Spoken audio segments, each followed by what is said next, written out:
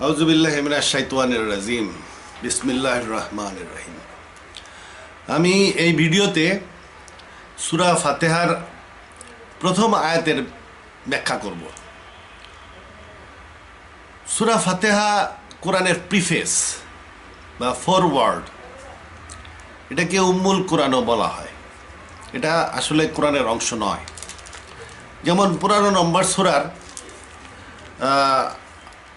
87 নম্বর আয়াতে বলা হয়েছে যে অবশ্যই আমি তোমাকে 7 আয়াত মানে সূরা ফাতিহা দিয়েছি যা বারবার পঠিত হয়। বারবার পঠিত হয় মানে প্রত্যেক রাকাত নামাজেই এই সূরা পড়তে হয়। এটা খুবই ইম্পর্টেন্ট একটা সূরা। আরও দিয়েছি মহান কোরআন। তার মানে মহান কোরআন আর সূরা ফাতিহা দুটা ভিন্ন জিনিস। অতএব সূরা ফাতিহাকে আমরা প্রিফেস বা ফরওয়ার্ড বলতে পারি কোরআনের। সূরা ফাতিহা আল্লাহর পরিচয় দান করে। আল্লাহর পরিচয় দান করে, ইসলাম সম্বন্ধে মানুষের অ্যাটিটিউড তৈরি করে সহজ সরল পথ হিসাবে বা স্থায়ী পথ হিসাবে, এবং মানুষকে প্রার্থনার শিক্ষা দেয়। তো আজকে আমি সূরা ফাতিহার প্রথম আয়াত আলোচনা করব। প্রথম 4 আয়াতে, মোটামুটি 4 আয়াতে সূরা ফাতিহা মূলত আল্লাহর পরিচয় দান করে। প্রথম আয়াত হচ্ছে, সমস্ত প্রশংসা আল্লাহ তাআলার জন্য, যিনি জগৎ সমূহের প্রতিপালক।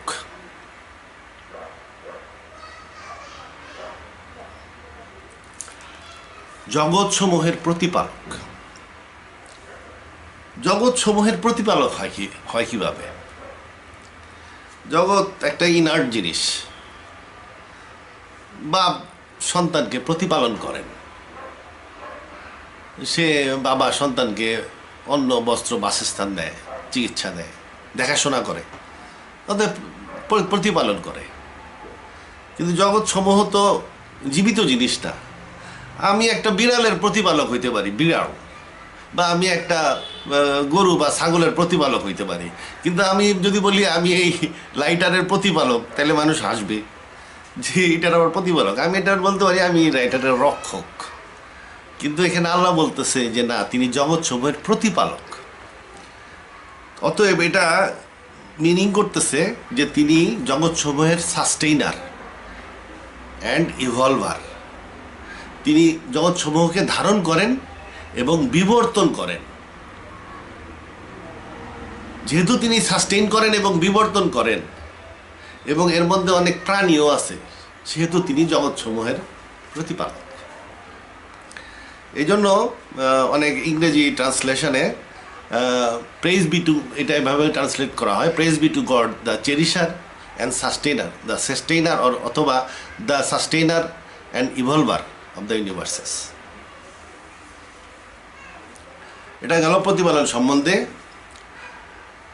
দ্বিতীয় কথা হলো, এটা আল্লাহর পরিচয় কিভাবে দান করে। আল্লাহর পরিচয় দান করে এমনভাবে যে ওই আল্লাহর প্রশংসা যিনি জগৎ সমূহের প্রতিপালক।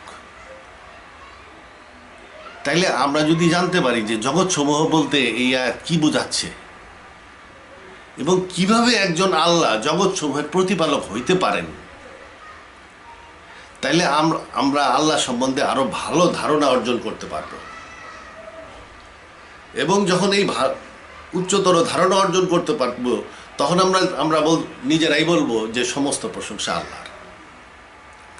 তাইলে এখানে এই আয়াতটা ভালো মতন বোঝার জন্য আমাদের জানার দরকার আছে জগৎ সমূহ বলতে কি বোঝাচ্ছে, আল্লাহ কিভাবে এই জগৎ সমূহের প্রতিপালক হইতে পারেন।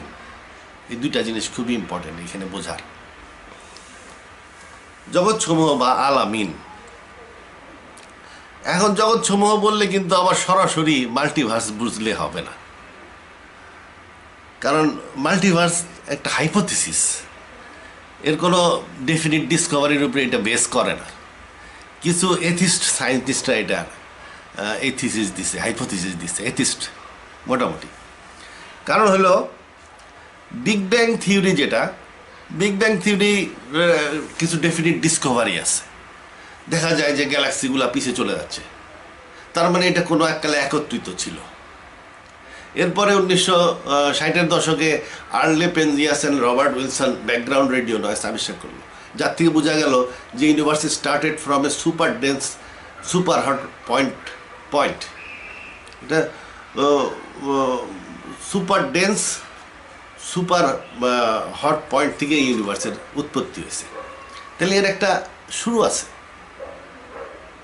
ইউনিভার্সের ক্রিয়েশন আছে। যেহেতু ক্রিয়েশন আছে, তাহলে ওখান থেকে আসলো আইডিয়া যে ক্রিয়েটার আছে। তো ক্রিয়েটার আছে, আচ্ছা, যদিও এই ওপেন ইউনিভার্স ক্রিয়েটারের ডেফিনিট প্রুফ না, তবুও অনেক সায়েন্টিস্ট বলা শুরু করলো যে যেহেতু ইউনিভার্সের ক্রিয়েশন আছে। এর আগে ধারণা ছিল ইউনিভার্স স্ট্যাটিক, যেমন দেখা যায় সেরকমই আদিকাল থেকে ছিল, এর ক্রিয়েশন বলে কিছু নাই, ইউনিভার্স আদি, এরকম একটা ধারণা ছিল, স্ট্যাটিক ইউনিভার্স। তো পরবর্তীতে দেখা গেলো যে না, ইউনিভার্সের সৃষ্টি হয়েছে। তাহলে সৃষ্টি যখন হয়েছে, তাহলে একজন স্রষ্টা আছে। এছাড়াও আরও প্রবলেম আছে। বিগ ব্যাং থিওরিতে সিঙ্গুলারিটি বা বিগ ব্যাংকে ঠিক মতন এক্সপ্লেন করা যায় না, এটা কোত্থেকে আসলো।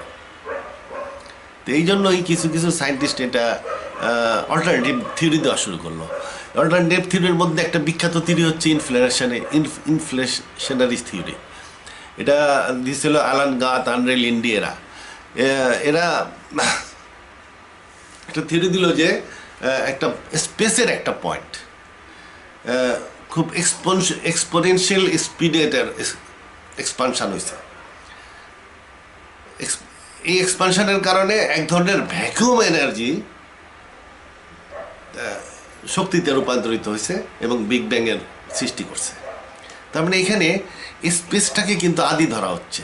স্পেস ছিল, স্পেসের মধ্যে ভ্যাকুয়াম এনার্জি ছিল, স্পেসের একটা পয়েন্ট এখানে এক্সপ্লোড করছে, বা বলা যায় যে এক্সপোনেনশিয়ালি দিয়ে এক্সপান্ড করছে, যেখান থেকে ইউনিভার্সের বা বিগ ব্যাংয়ের সৃষ্টি, বিগ ব্যাং থেকে ইউনিভার্সের সৃষ্টি।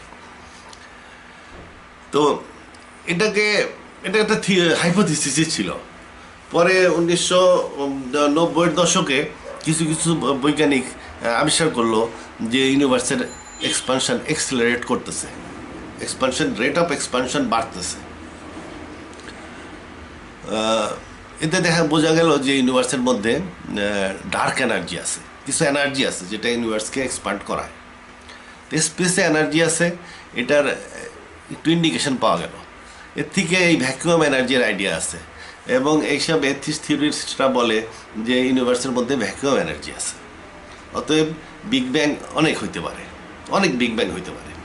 তারা অনেক বিগ ব্যাং কেন এটা এত সাপোর্ট করে, অনেক বিগ ব্যাংয়ের কারণ ইউনিভার্সের এই ফাইন টিউন ইউনিভার্সকে এক্সপ্লেন করা যায় না। এই যে আমরা এই পৃথিবীতে আছি, 100 রকমের মৌলিক পদার্থ, প্রত্যেক মৌলিক পদার্থের পার্টিকুলার ধর্ম আছে। কোনো একটা ধর্ম একটু এদিক ওদিক হয়ে গেলে আর এখানে জীবনের উদ্ভব হইতো না। পারফেক্ট ডিস্টেন্সে একটা perfect Surya perfect amount of আলো দান করে, পারফেক্ট একটা চাঁদ পৃথিবীর চারদিকে ঘুরতেছে এবং টাইট প্রডিউস করতেছে। পারফেক্ট গ্যালাক্সিতে আমরা থাকি, পুরো ইউনিভার্সটাই এটার energy level perfect, everything perfect, হাজার হাজার জিনিস পারফেক্ট হওয়ার কারণেই আমাদের এই উদ্ভব হওয়া সম্ভব হয়েছে। তাহলে এত পারফেক্ট ইউনিভার্স কীভাবে হইল? এর মধ্যে হকিন্সের আইডিয়ার থেকে সে বলছে যে ন্যাচারাল ল ফিক্সড। অতএব এই ন্যাচারাল ল যেহেতু ফিক্সড, ইনিশিয়াল কনফিগারেশনটা এমন ছিল যে এটার initial configuration and initial loss এমন ছিল যে এই ইউনিভার্সটা একটা পারফেক্ট ইউনিভার্স ক্রিয়েট হয়েছে আনসার্টেনিটি প্রিন্সিপালের কারণে, বা যেভাবেই হোক একটা পারফেক্ট ইউনিভার্সের পর জন্ম নিছে। এবং যেহেতু ন্যাচারাল লজ আর ফিক্সড, অতএব এভরিথিং ইজ ফিক্সড, আমরা এক সময় জন্ম নেওয়ার কথা। তাহলে ইনিশিয়াল কনফিগারেশন এবং পারফেক্ট ইউনিভার্স তৈরি। তা এখন এইরকম ইনিশিয়াল কনফিগারেশন নিয়ে একটা পারফেক্ট ইউনিভার্স তৈরি কীভাবে হইলো? আল্লাহ ছাড়া, একজন গড ছাড়া এটা এক্সপ্লেন করা যায় না। অ্যাক্সিডেন্টালি এটা হয়েছে, এটা একজন গড ছাড়া এক্সপ্লেন করা যায় না। ওইখানেই আসে মাল্টিভার্সের আইডিয়া। ও বলবে, একজন এথিস্ট বলবে যে billions and billions big bang তৈরি হয়েছে, বিলিয়ন্স অ্যান্ড বিলিয়ন্স, এই বিগ ব্যাংয়ের বাইরেও আছে billion billion big bang. Accidentally একটা পারফেক্ট কনফিগারেশন ছিল, এবং ইনিশিয়াল কনফিগারেশন পারফেক্ট ছিল, এবং যার ফলে আমাদের উদ্ভব হয়েছে, ইউনিভার্স এইভাবে ইভলভ হয়েছে। তাহলে যেমন পৃথিবী এত পারফেক্ট কেন? এথিস্ট সায়েন্টিস্টরা বলবে যে এরকম গ্রহ বিলিয়ন্স অ্যান্ড বিলিয়ন্স আছে ইউনিভার্সে, অ্যাক্সিডেন্টালিও একটা আর্থ আমাদের জীবনের জন্য সুইটেবল হয়েছে অ্যাক্সিডেন্টালি। সেরকম ওইখানে ওই পয়েন্টটা আসে যে billions of billions big bang আছে, এই বিগ ব্যাং বা এই ইউনিভার্সের বাইরেও আছে আরও অনেক বিগ ব্যাং, আরও অনেক ইউনিভার্স, এবং অ্যাক্সিডেন্টালি আমাদের ইউনিভার্সটা জীবনের উদ্ভবের জন্য উপযুক্ত হয়েছে। এইটার থেকে হলো মাল্টিভার্সের থিওরি, এইসব বগিচগি মার্কার থিওরি। এই বগিচগি মার্কার থিওরি এগুলো দিয়ে আলোচনা করার দরকার নাই, এর কোনো ডেফিনিট ডিসকভারি নাই। এই ইউনিভার্সের বাইরে আরও ইউনিভার্স আছে, প্রমাণ করো, ইন্ডিকেশন দাও, সায়েন্টিফিক প্রুফ লাগবে। বিগ ব্যাংয়ের একটা প্রুফ আছে, দেখা যায় যে গ্যালাক্সিগুলো পিছনে যাচ্ছে, স্টেটোস্কোপি দিয়ে মাপা যায় কি রেটে যাচ্ছে, তার মানে এটা ছোট ছিল। ব্যাকগ্রাউন্ড রেডিও নয়েজ আবিষ্কার হয়েছে, তার মানে এটা পয়েন্টে ছিল। Initially radiation turn into matter, matter তৈরি হলে কি হয়েছে, হাইড্রোজেন এন্ড হিলিয়াম হয়েছে, তার প্রমাণ আছে। তারপরে যখন স্মোক, প্রোটো গ্যালাক্সি, এসব সৃষ্টি হয়েছে, তারপর ওর মধ্যে স্টার তৈরি হওয়া একটা normal lodge of the nature অনুযায়ী চলবে সব কিছু। স্টার তৈরি হয়েছে, প্ল্যানেটস তৈরি হয়েছে, অন্যান্য জিনিস তৈরি হয়েছে। এটা কয়েকটা ডেফিনিট ডিসকভারির উপরে বিগ ব্যাং থিওরিটা দাঁড়ায় আছে। কিন্তু তুমি এখন যদি বলা হয় যে ঠিক আছে এরকম বিগ ব্যাং আরও আছে, তাহলে বাইরের যে বিগ ব্যাং আছে এটা দেখাইতে হবে, প্রমাণ লাগবে। Vacuum energy is not know proof. Vacuum energy থাকতে পারে, ভ্যাকুয়াম এনার্জির কথা তো কোরআন শরীফে আছে, আল্লাহ আসমান জমিনের আলো। ভ্যাকুয়াম এনার্জি আছে বলে যে এই স্পেসের, এইরকম স্পেসই এই ইউনিভার্সের বাইরে আছে, এবং সেখানেও ভ্যাকুয়াম এনার্জি আছে, এবং সেখানেও বিগ ব্যাংস হয়েছে, তার প্রমাণ কি? অর্থাৎ মাল্টিভার্সের আইডিয়া এই যে এথিস্টদের, অবিশ্বাসীদের একটা আইডিয়া, এই আইডিয়া কোরআন দেয় নাই। এখানে আলামিন বলতে অন্য কিছু বোঝাচ্ছে। আলামিন বলতে কি বোঝাচ্ছে, বা জগৎ সমূহ বলতে কোন কোন জগতের কথা বলতেছে কোরআন, এটা আমাদের কোরআন থেকেই জানতে হবে। আমি মন থেকে একটা বাইর করে নিলেই হবে না। জগৎ সমূহ বলতে কোন কোন জগতের কথা বলতেছে, এটা আমার কোরআন থেকেই জানতে হবে। আচ্ছা, কোরআন থেকে জানার পরে তাহলে আমি এখানে তো সায়েন্টিফিক এক্সপ্লেনেশন দিচ্ছি। আমি যদি কোরআন থেকেই জানলাম ডাইরেক্টলি, এবং আর যদি কোনো অ্যানালাইসিস না করলাম, তাহলে এটা সায়েন্টিফিক এক্সপ্লেনেশনের অর্থ কী আছে? আমি কিছু জিনিস জানি, কিছু জিনিস জানি না। যে জিনিসটা জানি সেই জিনিসটার সাথে যদি না জানা জিনিসগুলা ম্যাচিং করে, তাইলে বুঝতে পারবো যে না জানা জিনিসগুলাও বাস্তবতা থাকতে পারে, কিছুটা এটা রিয়েলিটি আছে। যেমন উদাহরণ দিই, আমি জানি জিন আছে, কোরআন শরীফ থেকে জানি জিন আছে, জিন বলে একটা জিনিস আছে, জিন আর ইনসান, আমরা হলো ইনসান। তাইলে এই জিনটা কি এই ইউনিভার্সের সাথে ম্যাচিং করে? জিনটা ইউনিভার্সের সাথে ম্যাচিং করে কি না আমি এটা জানবো, জিনের সায়েন্টিফিক এক্সপ্লেনেশন আমার দিতে হবে। তো এটা আমি কি করলাম, তাহলে আমি কোরআন শরীফে আরও দেখলাম জিন কেমনে তৈরি হয়েছে। আল্লাহ বলতেছে জিনরে আমি ফায়ার অফ হোল থেকে তৈরি করছি। এটাকে ফায়ার অফ স্কর্চিং উইন্ড বলা হয়, কিন্তু স্কর্চিং উইন্ড ডেভিয়েটেড একটা ট্রান্সলেশন। স্টেট ডিকশনারি মিনিং সুবমি মানে হচ্ছে হোল। ডিকশনারি মিনিং অনুযায়ী যদি যাওয়া যায় তাহলে বলতে হবে fire of hole. And fire of hole বলতে এখানে ব্ল্যাক হোল বোঝাচ্ছে, এবং আমরা জানি যে থিওরিটিক্যালি ব্ল্যাক হোল হলো ডিপো অফ অ্যান্টিম্যাটার। তাইলে জিন অ্যান্টিম্যাটারের তৈরি হইতে পারে। অ্যান্টিম্যাটারের তৈরি কোরআন শরীফ ইন্ডিকেট করতেছে যে জিনরা অ্যান্টিম্যাটারের তৈরি। আরও অনেকগুলো আয়াত আছে যে থেকে আমি আমার তফসিল পড়লে বুঝতে পারবেন যে এটাতে স্পষ্ট বোঝা যায় যে জিনরা অ্যান্টি ক্রিয়েচার্স, অ্যান্টিম্যাটারের তৈরি। যদিও আল্লাহ তাদেরকে কিছু কিছু ক্ষমতা দিছে, তারা আমাদেরকে দেখতে পারে, আমরা তাদেরকে দেখি না, কিন্তু ইন্টারেক্ট করতে পারে না। ম্যাটার আর অ্যান্টি ম্যাটার একটা আর একটার কাছে সেন্সিবল না। আমরা ব্যারিয়নিক ম্যাটার বা অর্ডিনারি ম্যাটারের তৈরি, জিনরা অ্যান্টি ম্যাটারের তৈরি। ইউনিভার্সের মধ্যে অনেক অ্যান্টি ম্যাটার আছে, এটা এখন পরীক্ষিত যে প্রচুর পরিমাণে এটার অ্যান্টি ম্যাটারের অ্যান্টি পার্টিকেলের কিছু কিছু আবিষ্কারও হয়েছে, যার ফলে এটা ডেফিনিট ডিসকভারি দ্বারা প্রমাণিত যে ইউনিভার্সে প্রচুর অ্যান্টি ম্যাটার আছে। থিওরিটিক্যালি দেখা যায় ইউনিভার্সে ডার্ক ম্যাটারের পরিমাণ ম্যাটারের চেয়ে 5 গুণ বেশি। যেহেতু ডার্ক ম্যাটার আছে প্রচুর পরিমাণে ইউনিভার্সে, সেহেতু ইউনিভার্সটা দুইটা এক ইউনিভার্সের মধ্যে আসলে দুইটা ডাইমেনশন আছে, একটা ইউনিভার্স একটা অ্যান্টি ইউনিভার্স। আমাদের গ্যালাক্সির সাথেই আছে প্রায় 5 থেকে 10 গুণ বেশি ডার্ক ম্যাটার আছে আমাদের গ্যালাক্সিতে, মিল্কি ওয়ে গ্যালাক্সিতে 5 থেকে 10 গুণ বেশি ডার্ক ম্যাটার আছে। এবং ম্যাটার, আমাদের ম্যাটার বা ব্যারিয়নিক ম্যাটার এবং ডার্ক ম্যাটার একই গ্যালাক্সি, একই গ্র্যাভিটেশনাল ফোর্স দ্বারা আবদ্ধ, যার ফলে এটাকে বলা যায় যে একটা 2 in 1 গ্যালাক্সি। একটা হলো গ্যালাক্সি, একটা অ্যান্টি গ্যালাক্সি। গ্যালাক্সির প্রাণী আমরা, অ্যান্টি গ্যালাক্সির প্রাণী জিনরা। জিনদের সাথে আরও তাদের সাপোর্টিং ক্রিয়েচার্স তো থাকতে পারে, অ্যান্টি ক্রিয়েচার্স তো থাকতে পারে। এটা সায়েন্টিস্টরাও প্রিডিক্ট করে যে হকিন্সের বইতে যেমন আছে, if you meet your anti self, do not shake hand, you would be destroyed through a great flash of light. তো যাই হোক,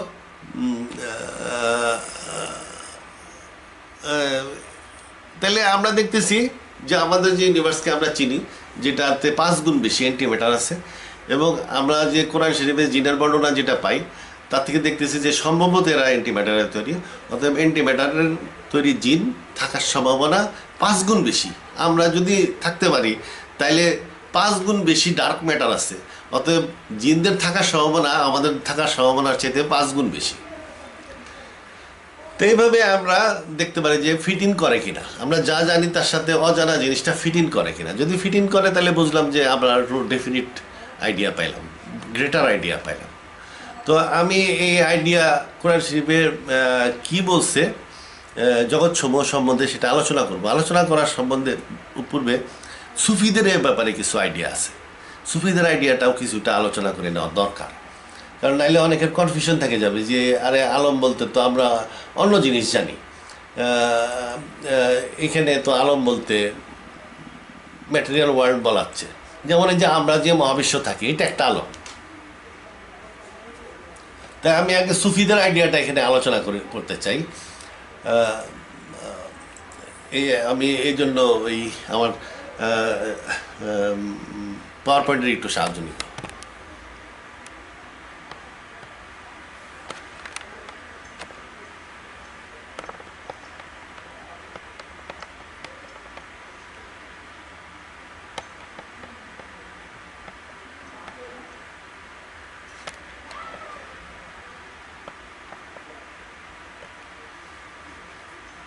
Praise be to Allah, the cherisher and sustainer of the universes. আমি এখন এই ইউনিভার্সের সম্বন্ধে আলোচনা করব। আলামিন, সুফিদের আইডিয়া আলামিন সম্বন্ধে। সুফিদের আইডিয়াতে প্রথম হলো হাহুত। এই হাহুত এটা একটা আলম বলে তারা, এবং এই আলমে অনলি আল্লাহ ছিলেন, আল্লাহ ছাড়া আর কারোর জিকির এখানে করা হয় না, হাহুত। তারপরে হলো ইয়াহুত, এখানে নূর মোহাম্মদীর আইডিয়াটা আসে। এখানে দেখেন অনলি আল্লাহ, তারপরে নূর মোহাম্মদ। নূর মোহাম্মদ কী জিনিস আমরা জানি যে এই ইউনিভার্সে at the beginning of creation, at the big bang radiation turned into matter, মানে আলো পদার্থে রূপান্তরিত হয়েছিল। তাহলে সেই আলোটা কোন আলো? এই আলোটা এই নূর মোহাম্মদ বলা যায়। আল্লাহ আলো দিছিলেন বা আলো সৃষ্টি করছিলেন, বা আল্লাহ আলো নিজের থেকে দিছিলেন, এবং সেই আলোকে রূপান্তরিত করে উনি ইউনিভার্সে পরিণত করছেন, মহাবিশ্বের আকৃতি দান করছেন। তা এটাকে ইয়াহুদ, তাহলে এটাকে সৃষ্টির পর্যায়েও মনে হচ্ছে আপাতত, তবে এটাকে আলম বলে। হাহুতে শুধু আল্লাহর অস্তিত্বই আছে, এরপরে ইয়াহুতে নূর মোহাম্মদী আসতেছে, তারপরে তারা রাহুত বলে। রাহুতে এখানে রুহুর অস্তিত্ব আছে, বিভিন্ন প্রকারের রুহ এখানে আসলো। রাহুত। এরপরে হলো জাবরুত, দ্যাট কানেক্টস। জাবরুতটা যোগাযোগ করে। এখন এখানে যেহেতু এটা সুফি আইডিয়া অ্যাবাউট আলামিন, সুফি আইডিয়া অ্যাবাউট আলামিন, এখানে জাবরুত দ্যাট কানেক্টস বলতে আসলে এটা সুফি তারাক্কির জন্য বা মানে আধ্যাত্মিক উন্নতির জন্য এই আইডিয়াটা, এই আলমের আইডিয়াটা মেনলি দেওয়া, ওই লাইনে দেওয়া, আধ্যাত্মিক উন্নতির লাইনে দেওয়া। যার ফলে এই কানেক্টারটা বলতে মোটামুটি বোঝাচ্ছে এই রাহুত, ইয়াহুত এবং হারুতের সাথে যে কানেক্টিং সিস্টেম, এইটা এই কানেক্টার্স বলা হয়। এখানে কানেক্ট অন্য কিছু হইতে পারে, দ্যাট কানেক্টস। যেমন অন্য কিছু হইতে পারে, যেমন রসুল্লাহ যখন মিরাজে যান তখন দেখছিলেন চ্যানেল নেমে আসছে ইয়ের থেকে, আরাফ থেকে। আবার অ্যাঞ্জেলস, প্রচুর অ্যাঞ্জেলস আছে, তারা বিভিন্ন তথ্য নিয়ে যাতায়াত করে। তো এইগুলোও কানেক্টর হইতে পারে, কানেক্টস, দ্যাট কানেক্টস জাবরুত। এই যে কানেক্টর, এই যে চ্যানেলের দুনিয়া বা অ্যাঞ্জেলের দুনিয়া, যারা নাকি তথ্য নিয়ে যাতায়াত করতেছে, এই চ্যানেলের দুনিয়াকে জাবরুতের আলম বলা হয়। মালাকুত, মালাকুত হলো ক্রিয়েশন। এই যে আমরা এখন যা দেখি, ক্রিয়েশন ফুলফিল হয়েছে এই মালাকুত। এরপরে হইতেছে নাসুত, মানে হিউম্যান। হিউম্যানকে ওরা একটা পুরা একটা আলমের মতন ধরে, মানব দেহকে, মানুষকে আলমের মতন ধরে ওরা। এটা হলো নাসুত। তা মোটামুটি এইগুলা কি অনেকটা মনে হয়, এইখানে মনে হচ্ছে সৃষ্টির পর্যায়, এই তিনটাকে মনে হচ্ছে সৃষ্টির তিনটা পর্যায়। আর এই সৃষ্টির পর্যায়ের পরে এখানে আসতেছে জাবরুত, মালাকুত, এগুলা সৃষ্টির বিভিন্ন ডাইমেনশন, যেমন কানেক্টিং ডাইমেনশনস, ক্রিয়েশন এবং মানুষ, এই তিনটা। এইখানে এটা সৃষ্টির এক ডাইমেনশন বা ডোমেইন, আর এটা হলো সৃষ্টির স্টেজেস, এটাকে আলম হিসাবে ধরছে। এটা দেখে আমার মনে হচ্ছে এরকম। বিস্তারিত যারা সুফি তারা জানে, আমি এত জানি না। তবে এরা সুফি আইডিওলজির যেহেতু এই আলামিন, সেহেতু এটা সুফিদের শিক্ষার থেকে আসছে। আর এই দুইটা লেভেলে মানুষের যে নফস বা রুহ, এর যে দুইটা স্টেজ, এইখানে যে চলাচলটাকে এই আলমে আওরাহা আর আলমে বারজাক এর মাধ্যমে প্রকাশ করা হয়। আলমে আওরাহা বলতে মূলত তারা বোঝায় আমরা এই পৃথিবীতে আসার আগে যেখানে ছিলাম, আর আলমে বরজাক বলতে বোঝায় আমরা মরার পরে যেখানে যাব। তার মানে আমরা আসছি আওরাহা থেকে, আলমে আওরাহাত থেকে যাচ্ছি আলমে বারজাকে। এটা সুফিদের সুফিদের উপরে যদি এই আলম সম্বন্ধে জানতে হলে সুফির উপরে আরও স্টাডি করতে হবে, যাদের ইচ্ছা করে করতে পারেন। এছাড়াও এই যে আলমগুলা, এর মধ্যে যে ক্রিয়েচার্স আছে তার সংখ্যা প্রায় 18,000 মখলুকাত আছে। এটা হলো সুফি আইডিয়া। সুফি আইডিয়া কিন্তু কোরআনের অত ডেলিভারেটলি নাই, কোরআনে এটা ডেলিভারেটলি নাই। আমি এটা ডেলিভারেটলি আলোচনা করব না, আমার আলোচনা হলো কোরআনের মধ্যে সীমাবদ্ধ। তাহলে আমি কোরআনের মাধ্যমে যাব যে কোরআনে কি কি মহাবিশ্বের কথা বা ইউনিভার্সের কথা বলা হয়েছে। ইউনিভার্সেস, আলামিন, সামাওয়াত। কোরআনে আমরা একটা জিনিস পাই সামাওয়াত, অথবা এই একই জিনিসকে বলা হয় সামাওয়াত আল আর্থ বা ইউনিভার্স। আমরা যে ইউনিভার্সে আছি, এই ইউনিভার্সকেই বলা হয় সামাওয়াত বা আকাশমণ্ডলী। 7 স্তর আসমান, 7 স্তর আসমান, 7 স্তর ভর্তি হলো গ্যালাক্সি। কারণ আল্লাহ কি করছিলেন, প্রথমে ধোঁয়া ছিল, তারপরে আসমান এবং জমিনকে বললেন আসো, এবং তারপরে বললেন এটাকে 7 স্তর আসমানে সজ্জিত করলেন। এটা কোরআনের আয়াত। ধোঁয়া ছিল, অতঃপর আল্লাহ আসমান জমিনকে বললেন আসো, অতঃপর তিনি এটাকে 7 স্তরে সজ্জিত করলেন। তার মানে এই যে ধোঁয়া এবং আসমান ধোঁয়া এবং জমিন, এইটাকেই তিনি ছড়াই দিয়েছেন 7 আসমানে। ধোঁয়া এবং জমিন 7 স্তর আসমানে ছড়াই দেওয়া মানে হলো 7 স্তর আসমানই ভর্তি হলো গ্যালাক্সিস। প্রায় 170 বিলিয়ন গ্যালাক্সিস ভিজিবল ইউনিভার্সে আছে। এই গ্যালাক্সিগুলা 7 স্তর আসমানে ছড়ানো। তাহলে এই সামাওয়াত বা আমরা যে ইউনিভার্সে আছি, সেই ইউনিভার্সটাকে বলা হয়, এই ইউনিভার্সটায় আমরা থাকি, এটা ভর্তি, এটার স্পেস 7টা ওয়েবে বা 7টা তরঙ্গের আকারে বিন্যস্ত, এবং প্রত্যেক তরঙ্গ বা প্রত্যেক আকাশেই আছে প্রচুর গ্যালাক্সি, এবং আমরা যে গ্যালাক্সিতে আছি তার নাম মিল্কি ওয়ে গ্যালাক্সি। তা আমি এখানে মনে করলাম এটাই সামাওয়াত। এখানে দেখাইলাম এটা সামাওয়াত, এটাই 7 স্তর আসমান, সামাওয়াত। আর কি আছে? জান্নাত। কোরআনে আমরা আর একটা ইউনিভার্সের তত্ত্ব পাই, এটা হলো জান্নাত। সাতে স্তর সামাওয়াত, সাতে স্তর সামাওয়াত আর 8 স্তর জান্নাত। এই জান্নাতটা আলাদা আলম বা আলাদা জগৎ। কেন? কোরআন বলছে এটা আলাদা জগৎ। কিভাবে বলছে? এইভাবে, be quick in the race for the forgiveness from your Lord and for a জান্নাত whose width is that of the skies and land. মানে আসমান জমিনের সমান চওড়া এটা, এই জান্নাতটা। এর জান্নাতের বিস্তার আসমান জমিনের সমান। তাহলে যদি বিস্তার আসমান জমিনের সমান হয়, এটা মনে করলাম আসমান জমিন বা সামাওয়াত আল আরদ বা সামাওয়াত, এর বিস্তার যদি জান্নাতের বিস্তার সমান, তার মানে একটা আর একটার মধ্যে থাকতে পারবে না। একটা কৌটা দুইটা কৌটা যদি সমান সমান হয় বিস্তারে বা ডায়ামিটারে, তাহলে এক কৌটার মধ্যে আর তো আর একটা কৌটা ঢুকবে না। কোটাটা একটা কোটা ছোট হইতে হবে, তাইলে না ঢুকবে, কিন্তু ছোট না, বিস্তার সমান। আল্লাহ বলতেছে যে সামাওয়াতের বিস্তার আর জান্নাতের বিস্তার সমান, বিস্তার সমান। অতএব এই জান্নাত আলাদা জগৎ, জান্নাতটা আলাদা জগৎ, এই জগতের মধ্যে না। এই জগতের মধ্যে না থাকা মানে এটা আলাদা জগৎ। এই জগৎটা, এই সামাওয়াতটা সৃষ্টি হয়েছে কিভাবে? আল্লাহ বলছে, কাফেরেরা কি দেখে না আসমান জমিন সবকিছু মিলিত অবস্থায় ছিল, আমরাই এইগুলোকে আলাদা আলাদা করিয়া দিয়েছি। এই যে সামাওয়াতটা সৃষ্টি হয়েছে, আসমান জমিন সৃষ্টি হয়েছে একটা মিলিত অবস্থার থেকে বা বিগ ব্যাং থেকে। এই বিগ ব্যাং থেকে সৃষ্টি করছে আল্লাহ। আল্লাহ এটাকে আলাদা আলাদা করিয়া আছে এবং এটা সম্প্রসারিত হইয়া আছে। আকাশমণ্ডলীকে আমরাই সৃষ্টি করিয়াছি, ক্ষমতার বলে নিশ্চয়ই আমরা ইহাকে সম্প্রসারিত করিতেছি। তাহলে ইউনিভার্স এক্সপান্ড করতেছে। তাহলে একটা পয়েন্ট থেকে যার উৎপত্তি তাকে বলা হয় সামাওয়াত, যেটা সম্প্রসারিত হচ্ছে। তাহলে একটা পয়েন্ট থেকে উৎপত্তি এবং সেটা সম্প্রসারিত হচ্ছে। তাহলে এটা একটা এন্টিটি, একটা পয়েন্ট থেকে উৎপত্তি, অতএব এটা একটা এন্টিটি, এটা একটা জগৎ। এই জগৎকে বলবো আমরা সামাওয়াত। আর এইটার যে বিস্তার, এই বিস্তারের সময় নিয়ে আর একটা জগৎ আছে যার নাম জান্নাত। এটা আরো আর আয়াতে আছে, এই যে race to the forgiveness from your Lord and the জান্নাত the width of which is the width of the skies and land. আসমান জমিনের সমান চওড়া, আর একটা আয়াতে বললো। তাহলে মানে দুইটার বিস্তার সমান। তারপরে বাইবেলেও আছে, because only a few will be saved god created 2 universes instead of only 1। তাহলে আল্লাহ দুইটা দুনিয়া, মহাবিশ্ব বা দুইটা জগৎ সৃষ্টি করছে। কিসের জন্য? Only a few will be saved, মানুষের জন্য। কিছু মানুষকে এইখান থেকে রক্ষা করা হবে, এই জন্যই সৃষ্টি করা আছে।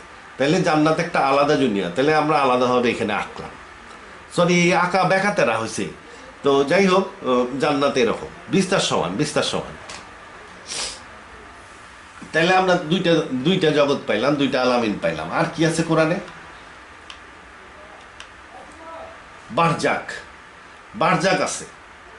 এটা সুফি আইডিয়াতেও পাইছি, আলমে বারজাক। সুফিরাও বলে আলমে বারজাক, আলাদা একটা আলম। তাহলে বারজাক কি করে? এই দুই মহাবিশ্বকে, দুই জগৎকে আলাদা করে রাখে। তাহলে এটাকে দেখালাম, এটা বারজাক, এটা এই দুই জগৎকে আলাদা করে রাখছে। সম্ভবত এই স্পেসটা অন্য ধরনের স্পেস, যার ফলে এটা ম্যাটার সাপোর্ট করে না। ম্যাটার সাপোর্ট না করলে এইখান থেকে কেউ এইদিকে যেতে পারবে না। তারপরে পুলসুরাত বা আসসিরাত। এই যে এইখান থেকে কিছু লোক শেষ বিচারের পরে এইখানে বা জান্নাতে যাবে, সামাওয়াত থেকে জান্নাতে যাবে। জান্নাতে অনেক মানুষ যাবে, আমরা এখন সামাওয়াতে আছি, কিছু লোক শেষ বিচারের পরে জান্নাতে যাবে। তাইলে যেহেতু জান্নাতে যাবে, সেহেতু কোনো আসসিরাত বা কোনো পথ আছে, তাহলে এই যে পথটা দেখালাম, এটাকে আমি লিখছি পুলসিরাত, এটাকে আসলে হবে আল আসসিরাত। পুলসিরাত লিখছি, ভারতীয় ভাষায় লিখছি পুলসিরাত। তাহলে এটা একটা চ্যানেল। রাসূলুল্লাহ সাল্লাল্লাহু আলাইহি ওয়াসাল্লাম যখন মিরাজে গেছিলেন, উনি 7ম আসমানে যাওয়ার পরে এই দেখছিলেন যে আরাফ থেকে দুইটা নদী নেমে আসছে, একটার নাম দজলা, একটার নাম ফোরাত। আসলে কিন্তু এটা ওই ইরাকের দজলা ফোরাত না, এটা দজলা ফোরাত হলেও ওই আরাফ থেকে নেমে আসছে, 7ম আসমানের দিকে নেমে আসছে, এই ইউনিভার্সে নেমে আসছে। এই নদী পানির নদী না, একটা হলো রিভার অফ ডার্কনেস, একটা হলো রিভার অফ লাইট। তার মানে এটা নেগেটিভ পজিটিভের মতন আর কি। এই river of darkness and river of light, এই দুইটা মিলে একটা পাথ বা রাস্তা তৈরি হয়েছে। এই রাস্তা দুই মহাবিশ্বকে কানেক্ট করে। তাহলে এটা একটা পুলসুরাত, যেটা কানেক্টর হিসাবে কাজ করে।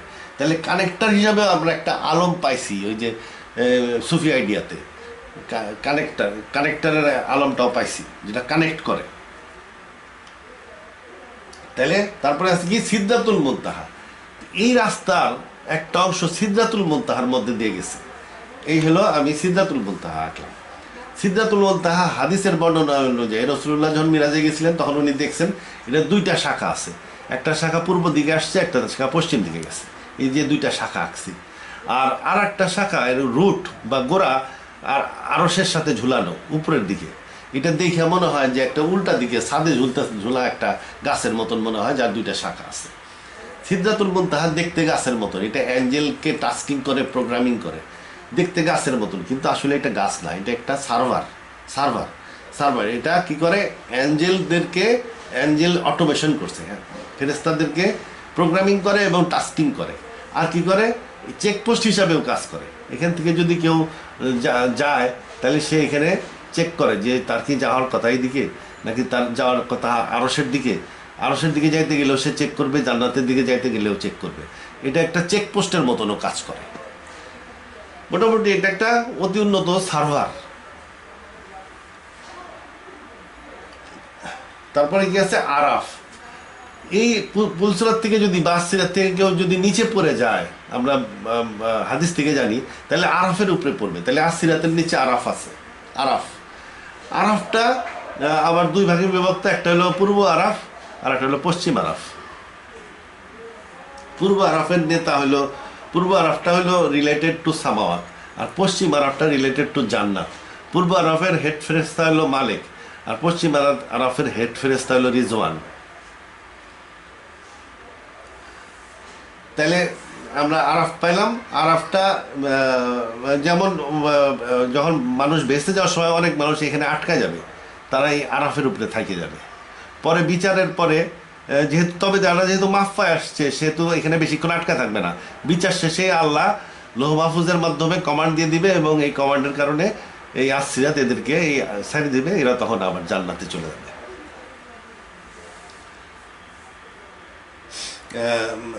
এই ইউনিভার্সের ফেরেশতারা কিন্তু এইদিকে যাইতে পারে না, বা এই ইউনিভার্সের ফেরেশতারা আরশেও যাইতে পারে না। প্রত্যেক এলাকারই আলাদা আলাদা ফেরেশতা আছে।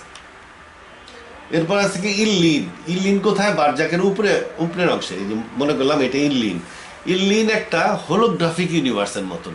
এটা কন্ট্রোল করে কে, এই লৌহ মাহফুজের থেকেই কন্ট্রোল হয়, কিংবা এরা নিজস্ব কম্পিউটার আছে, সিস্টেম আছে যেটা এটা কন্ট্রোল করে। এটা একটা হোলোগ্রাফিক ইউনিভার্সের মধ্যে। এখানে মৃত মানুষের নফস থাকে এবং তাদের আমল নামাও থাকে, এবং এখানে যারা নাকি ভবিষ্যতে জান্নাতে যাবে তাদেরকে স্থান। এটা মৃত মানুষদের দুনিয়া বলা যায়, হোলোগ্রাফিক ওয়ার্ল্ড। অতএব এটা একটা ইউনিভার্সের বা একটা ক্রাইটেরিয়া বহন করে, ইন্ডিপেন্ডেন্ট একটা ইউনিভার্সের মতনই। এই জন্য আমি এটাকে আলাদাভাবে দেখাইছি, যে অ্যাজ এ আলম হিসাবে দেখাইছি। আলমে বারজাকের একটা অংশ ইল্লিন। আর সিজিনটা হলো যারা নাকি, এটাও একটা হোলোগ্রাফিক ওয়ার্ল্ডের মতন, তবে এটা হলো যারা নাকি দোজখে যাবে তাদের জন্য, এরা পরে দোজখে চলে যাবে। এরপরে আছে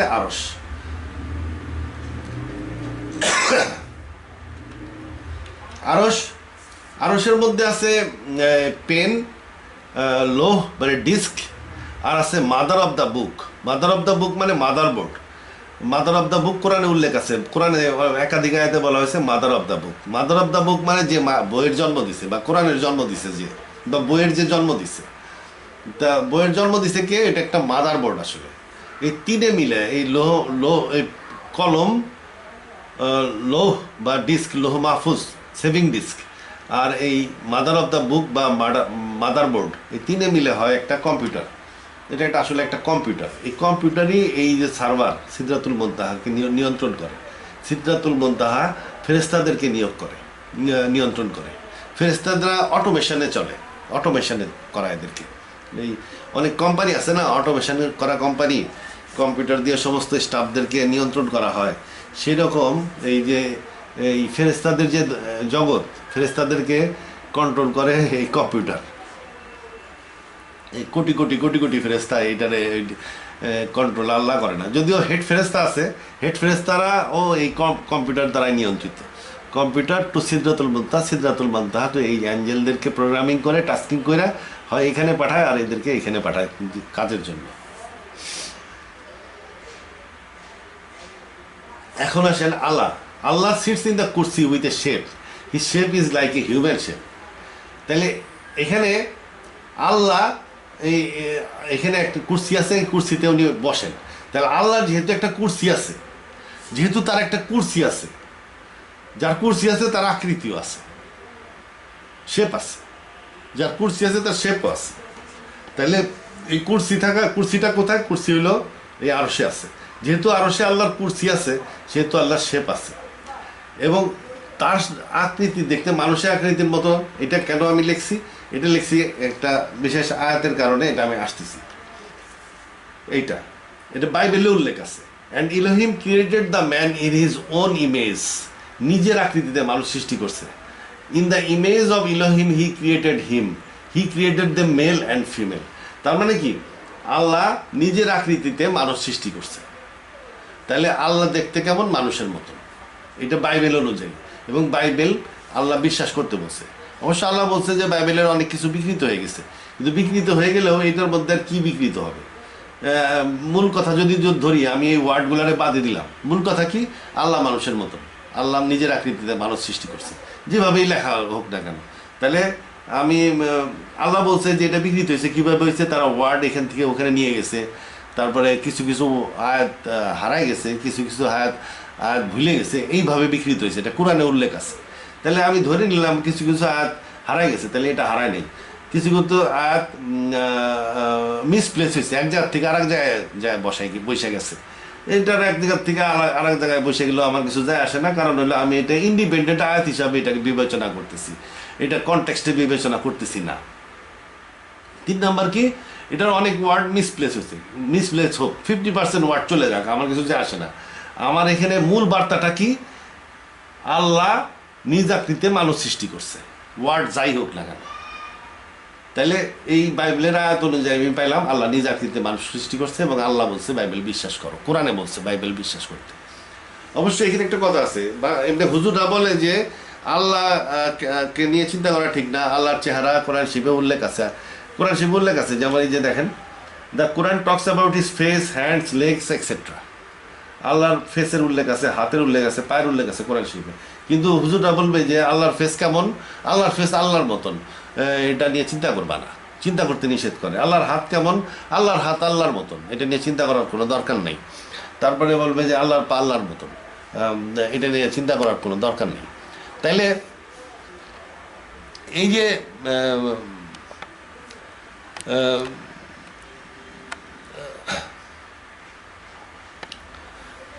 তাহলে এই যে যদি হ্যাঁ, যাদের এমনি শিক্ষা দীক্ষা কম আছে, কিংবা যাদের অত চিন্তা করার সময় নেই, তাদের জন্য হুজুরদের কথা ঠিকই আছে।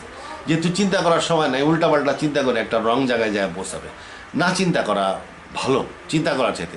তবে যদি আমরা মনে করি যার সময় আছে বা যার জ্ঞান অর্জনের স্কোপ আছে, তার জন্য এটা চিন্তা করা উচিত, বরং চিন্তা করা ভালো। এবং আল্লাহ বলছে যে মানুষকে নিজের আকৃতিতে সৃষ্টি করছে। যাই হোক, সো আল্লাহ হ্যাজ শেপ। তা এই জন্য আমি এখানে একটা কুরসিও আঁকলাম। আল্লাহর কুরসি এরকম না, এটা তো মানুষের চেয়ার, কুরসি। আল্লাহর কুরসি মনে করেন একটা ফাইটার প্লেনের পাইলটের সিটের মতন।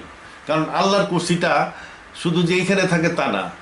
আয়াতুল কুরসি বা ওই ইয়েতে কোরআন শরীফে সূরা বাকারাতে বলা হয়েছে extend his Kursi in the সামাওয়াত, মানে সে কুরসি তার উইরে চলে আসতে পারে সামাওয়াতে আইসা ফেরেশতাদের খোঁজ খবর নেয় যে মানুষ কি করছে, অমুককে কি করছে, অমুককে কি করছে, খোঁজ খবর নেয়। প্রত্যেক রাত্রে আল্লাহ প্রথম আসমানে নেমে আসেন। তাইলে যে কুরসি, এটা উড়ন্ত কুরসি আর কি, বা উড়ন্ত কুরসি না হলেও এক্সটেন্ড করা যায়। মানে আমি এখানে আছি, এই কুরসিকে এক্সটেন্ড করে আগায় নিয়ে গেলাম, এরকম করা যায়। অথবা কুরসিটাই ফ্লাই করে চলে যায়, কোনো কিছুটা থাকে না কিছু। যেরকমই হোক, কোরআন শরীফে বলছে যে আল্লাহ তার কুরসিকে সামাওয়াতে এক্সটেন্ড করেন, এবং এ উভয়ের পরিচালনায় তাকে কোনো বেগ পেতে হয় না। এখানে উভয় বলতে এইটা আর এইটা বলতেছে, তার মানে এখানেও এক্সটেন্ড করেন। তাহলে এই দুই মহাবিশ্বকে, যদিও আল্লাহ আরশে আছেন, এই দুইটাকে পরিচালনায় তাকে কোনো বেগ পেতে হয় না, কারণ তিনি তার কুরসিকে এক্সটেন্ড করেন।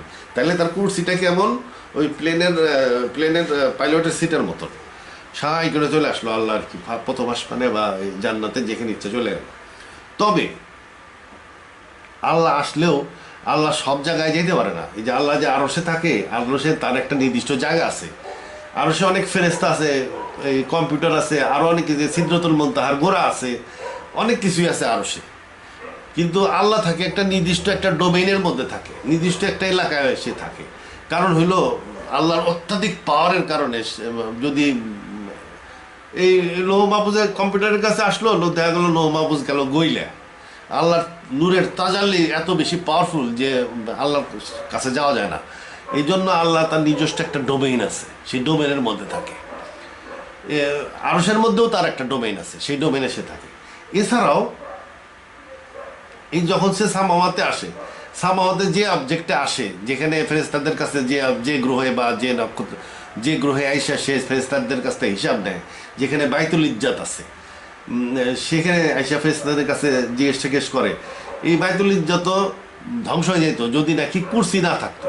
কুরসিও কিছুটা প্রোটেকশন, যে সে আল্লাহ যখন কুরসিতে করে আসে, কুরসির কিছু প্রোটেকশন দেওয়ার ক্ষমতা আছে, সে প্রোটেকশন দেয়, যার ফলে যেখানে আল্লাহ আসে সেই জায়গাটা ধ্বংস হয় না।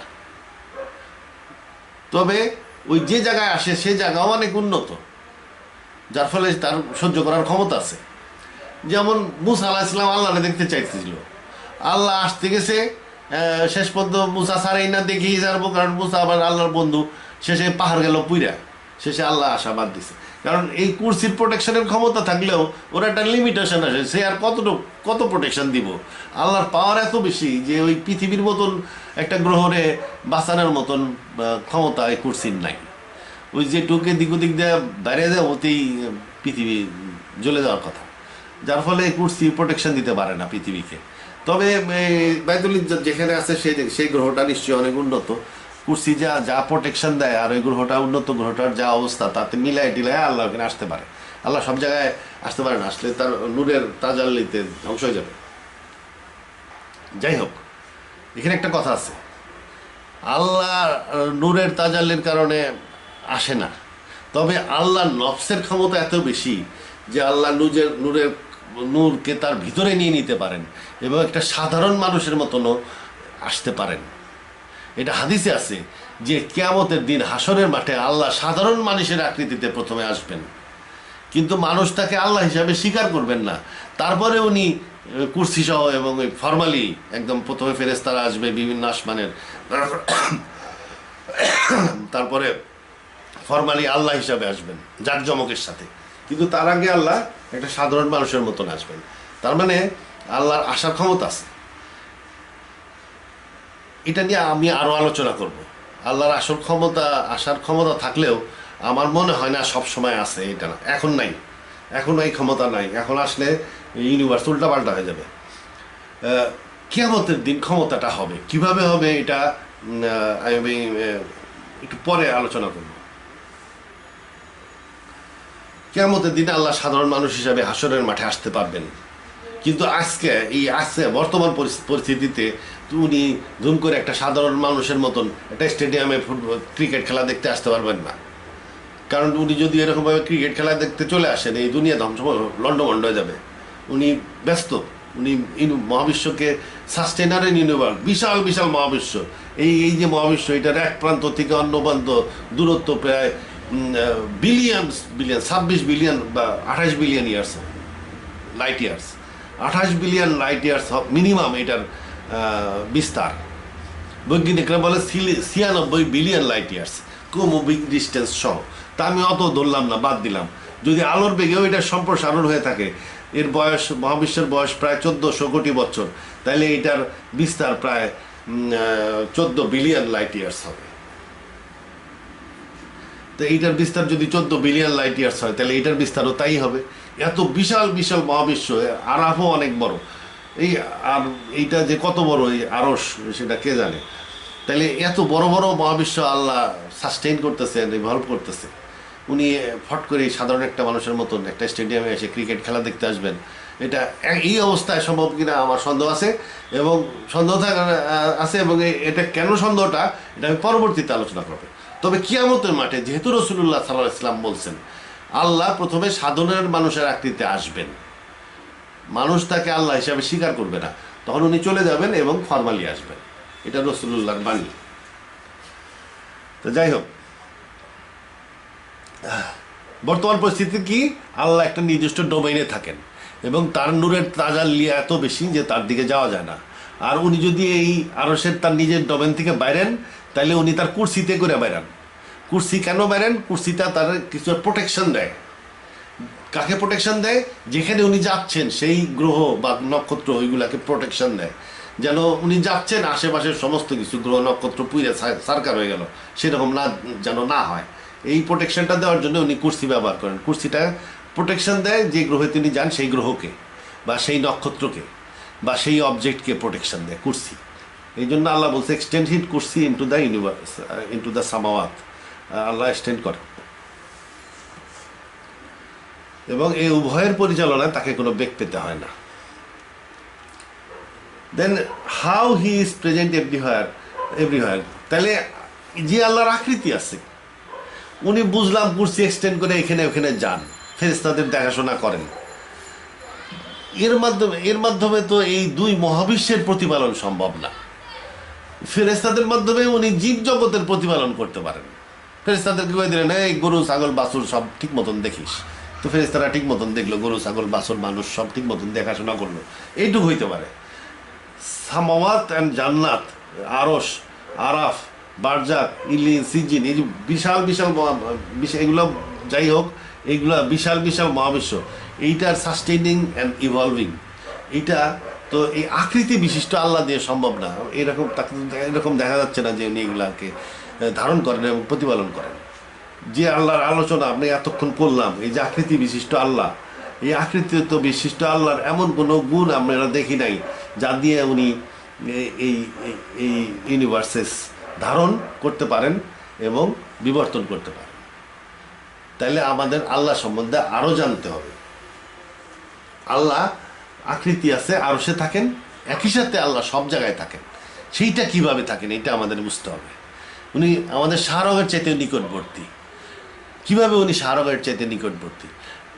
কোরআন শরীফে আছে যদি তিনজন লোক কথা বলে, চতুর্থ জন হয় আল্লাহ, তিনি তাদের সমস্ত কথা শুনেন, তিনি সব শুনেন, সব দেখেন, তিনি সর্বস্থানে বিরাজমান। কিভাবে? আকৃতি বিশিষ্ট একজন আল্লাহ কিভাবে সর্বস্থানে বিরাজমান, এইটা যদি আমাদের বুঝতে হয়, তাহলে আমাদের আত্মা সম্বন্ধে কিছু আইডিয়া থাকতে হবে। তাহলে আমি পরবর্তীতে আত্মা সম্বন্ধে একটু আলোচনা করব। তাহলে আমরা এতক্ষণ আলম সম্বন্ধে আলোচনা করলাম, আলম ইউনিভার্সের সম্বন্ধে আলোচনা করব। এখন আমরা আত্মা সম্বন্ধে আলোচনা করব। কেন? এই আত্মা সম্বন্ধে আলোচনা করার উদ্দেশ্য হলো যেন আমরা বুঝতে পারি কিভাবে আল্লাহ এই দুই ইউনিভার্স বা দুই ইউনিভার্সের বেশি যত ইউনিভার্স আছে, এই আলামিন জগৎসমূহে কিভাবে ধারণ করেন এবং বিবর্তন করেন, কিভাবে তিনি এদের প্রতিপালন।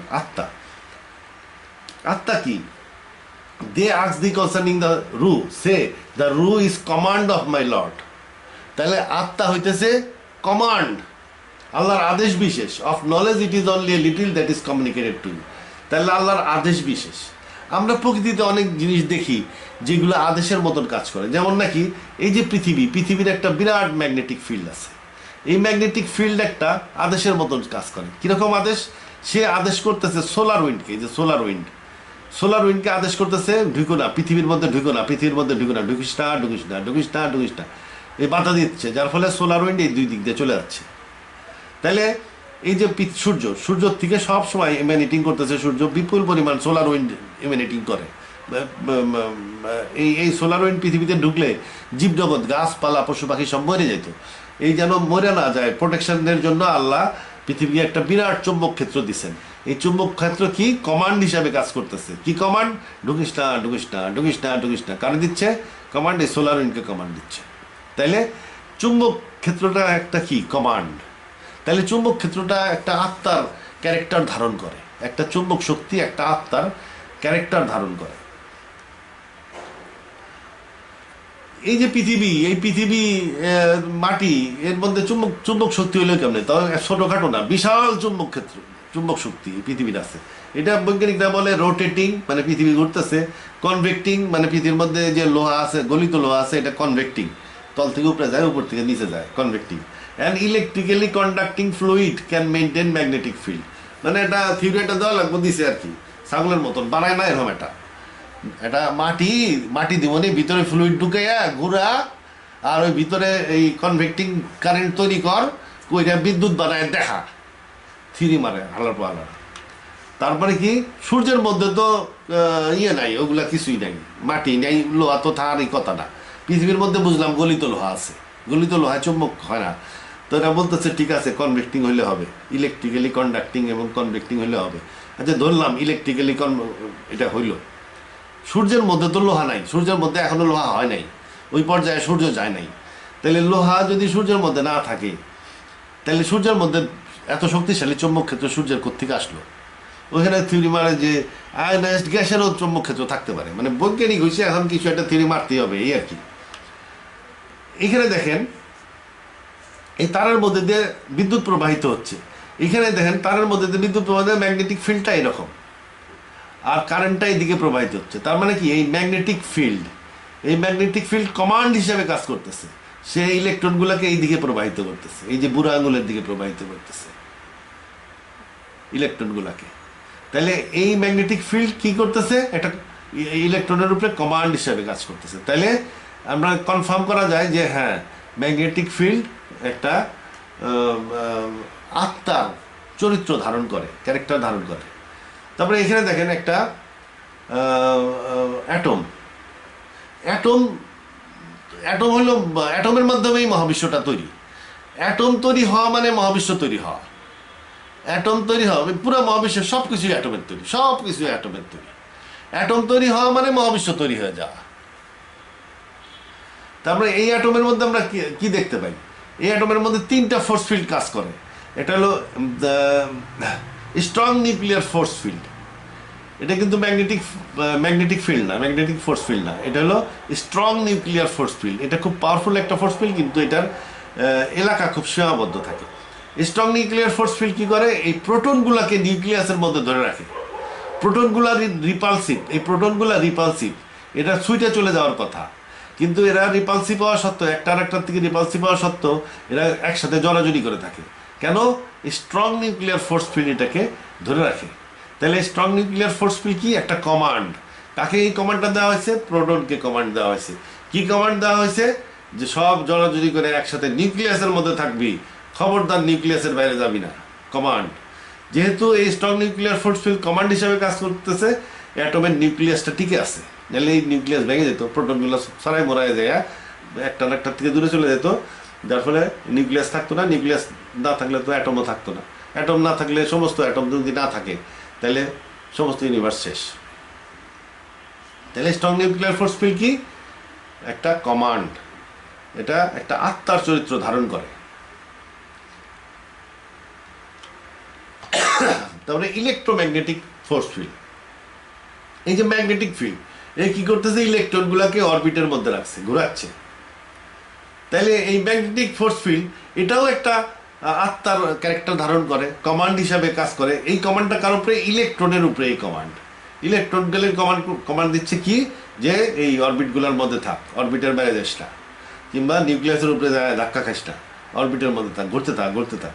এমন সুন্দরভাবে ঘুরাচ্ছে, একটা আরেকটার সাথে গুতা লাগায় না, প্রত্যেকের অরবিট নির্দিষ্ট আছে। এখানে তো তিনটা মাত্র ইলেকট্রন, 50-60টা ইলেকট্রন আলা অ্যাটমও আছে, ঠিক মতন ঘুরতেছে। কে ঘুরাচ্ছে? এই ম্যাগনেটিক ফোর্স ফিল্ড।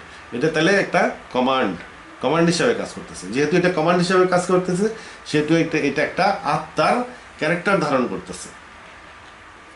এবারে উইক নিউক্লিয়ার ফোর্স ফিল্ড, এটাও অ্যাটমের মধ্যে কাজ করে এবং কিছু বিকিরণ ঘটায়। মানে সে বিকিরণ ঘটানো মানে কি, এই নিউক্লিয়াসের মধ্যে থেকে এই প্রোটন মোটন ভেঙে কি সব করে ইলেকট্রন কিছু আউট করে দেয়। তার মানে অর্থাৎ সে ব্যালেন্স মেনটেন করে আর কি। তাহলে আমরা অ্যাটমের মধ্যে তিনটা ফোর্স ফিল্ড পাইলাম। এই তিনটা ফোর্স ফিল্ডই কমান্ড হিসাবে কাজ করে, অর্থাৎ এইগুলাকে আমরা রুহ বা আত্মা বলতে পারি, রুহ বলতে পারি, রুহ। These force fields act as commands prophet said the souls are like, এখন আমরা তো কোরআনের এত আলোচনা করলাম এতক্ষণ। দে আস দি কনসার্নিং সোল সে রু is command of my lord of knowledge it is only a little that is communicated to you. এটা আমি আলোচনা করলাম। এখন হাদিস আলোচনা করতে হবে। আয়াত আলোচনা করতে এখন হাদিস। রাসূলুল্লাহ কি বলছেন? The souls are like conscripted soldier, মানে কনস্ক্রিপ্টেড সোলজার মানে ধরে মানে নতুন যোগ দিছে এরকম young soldier, conscripted soldiers, those whom they recognise they get along with and those whom they do not recognise they will not get along with. দেখবেন যে পাঁচ ছয়টা ইয়াং সোলজার মনে করেন এক জায়গায় বসে আছে, যদি কেউ তাদের দিকে অপরিচিত কেউ যদি তাদের দিকে যায় তাহলে খেলে দিবে, এই যাও যাও এখানে এসো না, এরকম খেলে দিবে। অপরিচিত লোক সে তাদের কাছে তারা আসতে দেয় না। ওই 5-6 জন সোলজার অপরিচিত লোককে আসতে দিবে না। আবার যদি পরিচিত লোক হয় তাহলে সেটাকে নিয়ে আসবে, নিয়ে এসে গল্প শুরু করবে, নানান রকমের গল্প করবে, এখানে গেছি এখানে গেছি, এইটা করছি এইটা করছি, বিশাল বিশাল গল্প মারতে থাকবে। আর অপরিচিত লোককে তারাই দিবে, যে ভাবটা এরকম যে তার কাছে অনেক সিক্রেট আছে, কাছে আসা যাবে না, সে বিশ্বাস করে না। তা যাই হোক, তাহলে এখানে এই হাদিসে কি বলতেছে? অপরিচিত লোককে তারাই দেয়, পরিচিত লোককে ডাইকে আনে। তার মানে কি? এটা কি সোলস?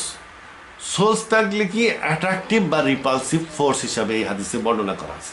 এই হাদিসের অর্থ হলো souls are like conscripted soldier those whom they recognise they get along in, মানে এটা একটা attractive force, and those whom they do not recognise they will not get along with, মানে এটা একটা রিপালসিভ ফোর্স হিসাবে কাজ করে, অ্যাট্রাকটিভ বা রিপালসিভ ফোর্স।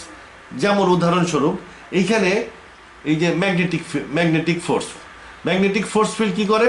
ইলেকট্রনকে চেনে, সে ইলেকট্রনকে ধৈর্য ঘুরাচ্ছে, কারণ সে ইলেকট্রনকে চেনে। সে প্রোটনকে চিনে না, এই জন্য প্রোটনকে সে ডিস্টার্ব করে না। তাহলে এই হাদিস অনুযায়ী এই ম্যাগনেটিক ফিল্ড একটা সোল, আত্মা। তারপরে স্ট্রং নিউক্লিয়ার ফোর্স ফিল্ড, এ কি করে? এ প্রোটনগুলোরে চিনে, এই জন্য প্রোটনগুলোকে ধৈর্য সেন্টারে বসায় রাখছে, সে প্রোটনগুলোকে চিনে। সে ইলেকট্রনগুলোকে চিনে না, যার ফলে সে ইলেকট্রনের ডিস্টার্বও করে না। ইলেকট্রনগুলোকে যদি চিনতো তাহলে ইলেকট্রনগুলোকেও এর মধ্যে টান দিয়ে নিয়ে বসাইতো, কারণ এই স্ট্রং নিউক্লিয়ার ফোর্স ফিল্ড অনেক পাওয়ারফুল ফোর্স ফিল্ড, এর টান দিয়ে নিয়ে এর মধ্যে বসাইতো, অ্যাটমের কাম সারা, অ্যাটম শেষ। তাহলে সে কী করে? ইলেকট্রনকে সে চিনে না, যার ফলে সে ডিস্টার্ব করে না। তাহলে এই হাদিস অনুযায়ীও আমরা দেখলাম যে এই যে 3টা force field, strong nuclear force field, week nuclear force field এবং ইলেকট্রোম্যাগনেটিক ফোর্স ফিল্ডস, এরা বিভিন্ন ধরনের আত্মা। তাহলে বৈজ্ঞানিকরা যেটাকে ফোর্স ফিল্ড বলতেছে সেটাই ধর্ম বইতে আত্মা বলা হয়। আমি আবার বলি, বৈজ্ঞানিকরা যেটা ফোর্স ফিল্ড বলতেছে সেটাকেই ধর্মগ্রন্থে আত্মা বলা হয়, এবং ধর্মগ্রন্থ বৈজ্ঞানিকদের বই থেকে অনেক আগের থেকেই আছে, অনেক আদি। বৈজ্ঞানিকরা একটা নতুন নাম দিচ্ছে আর কি পুরান জিনিসের, তাছাড়া আর কিছুই না, জিনিস একই, যাহাই সোল তাহাই force field. Therefore a force field and a soul are the same thing, একই জিনিস। তাহলে আমরা বলতে পারি এ সিম্পল সোল বা এলিমেন্টারি সোল, যেটা ভাঙলে ওই রকম সোল ছাড়া আর কোনো সোল পাওয়া যাবে না। এ সিম্পল বা এলিমেন্টারি সোল, যেটাকে বলা হয় রুহ, can be defined as a design force field. Design force field কেন? এইগুলো তো ডিজাইন, এর নিজস্ব পরিমাণ বা মাত্রা আছে। এই যে ম্যাগনেটিক ফিল্ডের একটা মাত্রা আছে, পরিমাণ আছে, এটা অ্যাটমের সাথে ফিটিং হয়েছে, তার মানে কি এটা একটা ডিজাইন ফোর্স ফিল্ড। তারপরে এই স্ট্রং নিউক্লিয়ার ফোর্স ফিল্ডের একটা মাত্রা আছে, সে একটা অ্যাটমের মধ্যে ফিটিং হয়েছে, তার মানে কি এটা একটা ডিজাইন। তাহলে design force field. Elementary soul can be defined as a design force field that works as a command to the subatomic particle. Subatomic particle মানে ইলেকট্রন, প্রোটন, নিউট্রনের উপরে যে কমান্ড হিসাবে কাজ করে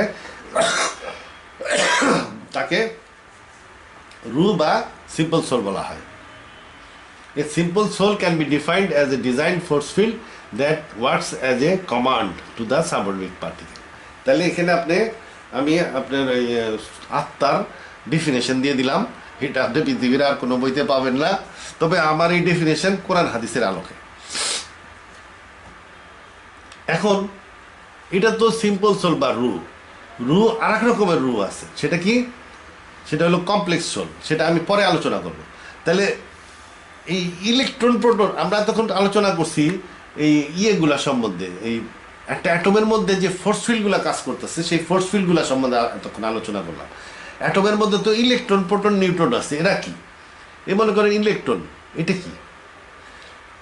এটাও কিন্তু এক ধরনের সোল, এটাও এক ধরনের রুহ বা নফস, রুহ বা সোল, এক ধরনের সোল। কেন? এই যে দেখেন এখান থেকে ইলেকট্রনগুলো মারতেছে, এখান দিয়ে এটা পার হওয়ার সময় এটা দেখা গেল যে যখন এটা এই ইলেকট্রনটা যখন পদার্থের মধ্যে ছিল বা অ্যাটমের মধ্যে যখন ছিল তখন এটা কণা আকৃতিতে ছিল, কণা কণা সাব অ্যাটমিক পার্টিকেলের আকৃতিতে ছিল। ইলেকট্রনটা পদার্থের মধ্যে বা অ্যাটমের মধ্যে একটা সাব অ্যাটমিক পার্টিকেলের আকারে ছিল।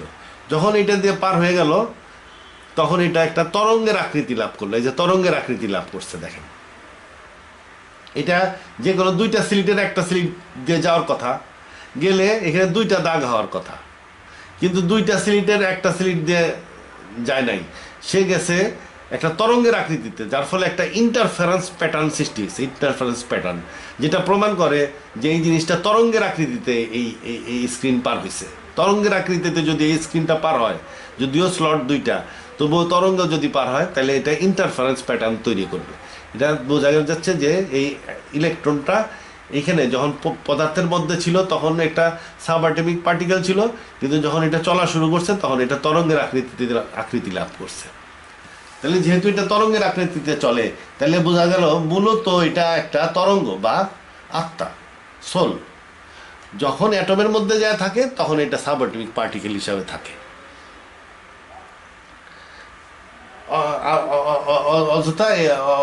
অন্যথায় এটা আত্মা ছাড়া আর কিছুই না। তাহলে এটার আমি আর একটা টেস্টের দেখাচ্ছি, এটা ভিডিওর মাধ্যমে আমি দেখাচ্ছি। এই যে এটা quantum.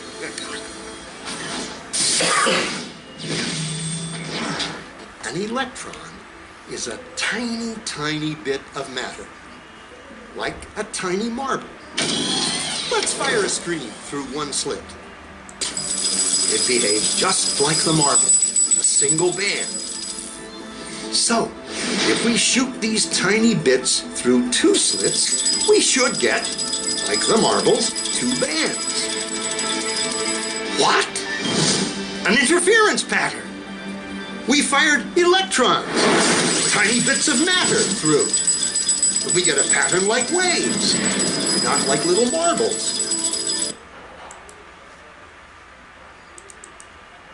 Position with each other. Physicists were completely baffled by this, so they decided to peek and see which slit it actually goes through. They put a measuring device by one slit to see which one it went through and let it fly. But the quantum world is far more mysterious than they could have imagined. When they observed, the electron went back to behaving like a little marble. It produced a pattern of two bands, not an interference pattern of many.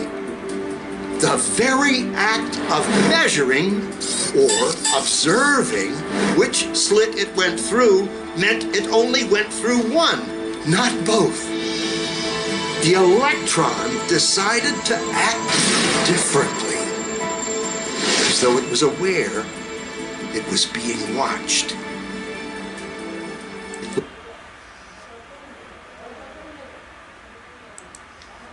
তাহলে এটা শুধু তরঙ্গের আকারে চলে তাই না, এটার চেতনাও আছে। যখন এটাকে অবজার্ভ করা হলো তখন দেখা গেল যে সে আবার সেই ইলেকট্রনের আকৃতিতেই চলতেছে বা সাবঅ্যাটমিক পার্টিকেলের আকৃতিতেই চলতেছে। তার মানে এটার চেতনা আছে, এই ইলেকট্রনের চেতনা আছে, কনসাস এটা। তাইলে যেহেতু এটার কনসাস এবং এটা তরঙ্গের আকৃতিতে চলে, তার মানে এটা একটা আত্মা। তাহলে ইলেকট্রন, প্রোটন, নিউট্রন এরাও বিভিন্ন ধরনের আত্মা বা সোল। আলোচনা করব কম্পোজিট সোল। সোল আসলে দুই রকম, একটা হলো রু, কোরআন অনুযায়ী রু, আর একটা হলো নফস। A composite soul is called নফস। কম্পোজিট সোলকে কি বলা হয়? নফস বলা হয়। এই যে একটা অ্যাটম, এই অ্যাটমের মধ্যে তিনটা ফোর্স ফিল্ড কাজ করতেছে। তিনটা ফোর্স ফিল্ড কাজ করতেছে, electromagnetic force field, strong nuclear force field and weak nuclear force field. এই তিন ফোর্স ফিল্ড মিলা এই অ্যাটমের নফস তৈরি করে। এই তিন ফোর্স ফিল্ড বা তিনটা রুহ মিলা এই অ্যাটমের নফস তৈরি করছে। এই নফসটা পার্টিকেল, সাবঅ্যাটমিক পার্টিকেলগুলোকে ধরে এবং এই অ্যাটমকে অস্তিত্ব দান করে। তাহলে নফস কি? দিস থ্রি রু is in combination forms the নফস অফ অ্যান অ্যাটম। অ্যাটমের নফস তৈরি করলো কি? তিনটা রুহ মিলা বা তিনটা ফোর্স ফিল্ড মিলা একটা নফস তৈরি হইল। তো এই নফসকে আমরা, এই আত্মাকে আমরা বলবো কম্পোজিট সোল বা নফস। The nerves hold the subatomic particle and forms the atom. This is the soul of matter. তাহলে এটাকে, এই যে নফসটা তৈরি হলো, এটাই হলো পদার্থের আত্মা। রাসূলুল্লাহ বলছেন যে পদার্থেরও আত্মা আছে। Therefore, a nafs is a combination of rules বা force fields. কয়েকটা ফোর্স ফিল্ড মিলে একটা নফস তৈরি করে, designed two sustain a system. এটা সিস্টেম সাস্টেইন করে। অ্যাটম একটা সিস্টেম, এই সিস্টেমকে সাস্টেইন করে কে? একটা নফস। এই নফসটা কিসের মাধ্যমে তৈরি? তিনটা ফোর্স ফিল্ড বা রুলের মাধ্যমে তৈরি। তাহলে এটা একটা নফসের ডেফিনেশন। নফস can be defined as a combination of rules or force field design two sustain a system.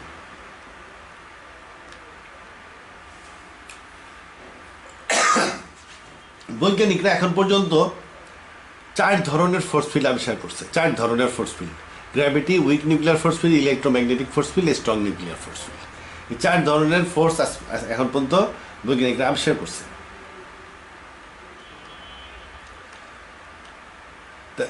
এই 4 ধরনের ফোর্স ফিল্ডের মধ্যে 3টাই আমরা পাই অ্যাটমের মধ্যে।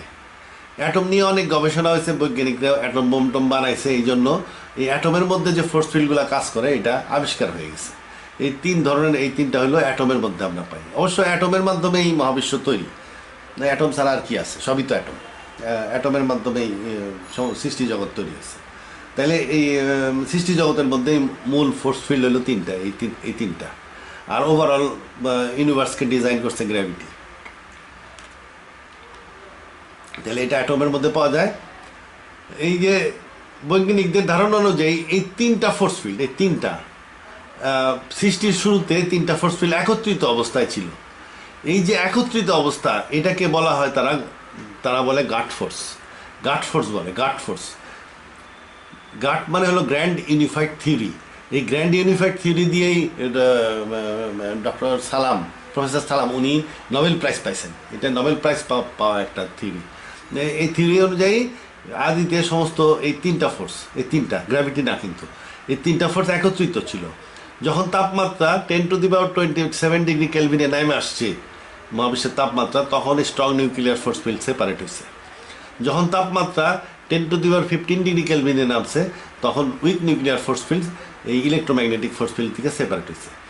এই 3টা ফোর্স ফিল্ড অ্যাকচুয়ালি একত্রিত অবস্থায় ছিল। এটাকে বলা হয়, সায়েন্টিস্টরা বলে গাট ফোর্স। তাহলে গাট ফোর্সের মাধ্যমেই মহাবিশ্ব সৃষ্টি হয়েছে। মহাবিশ্ব সৃষ্টি কিসের মাধ্যমে? এই গাট ফোর্সের মাধ্যমে।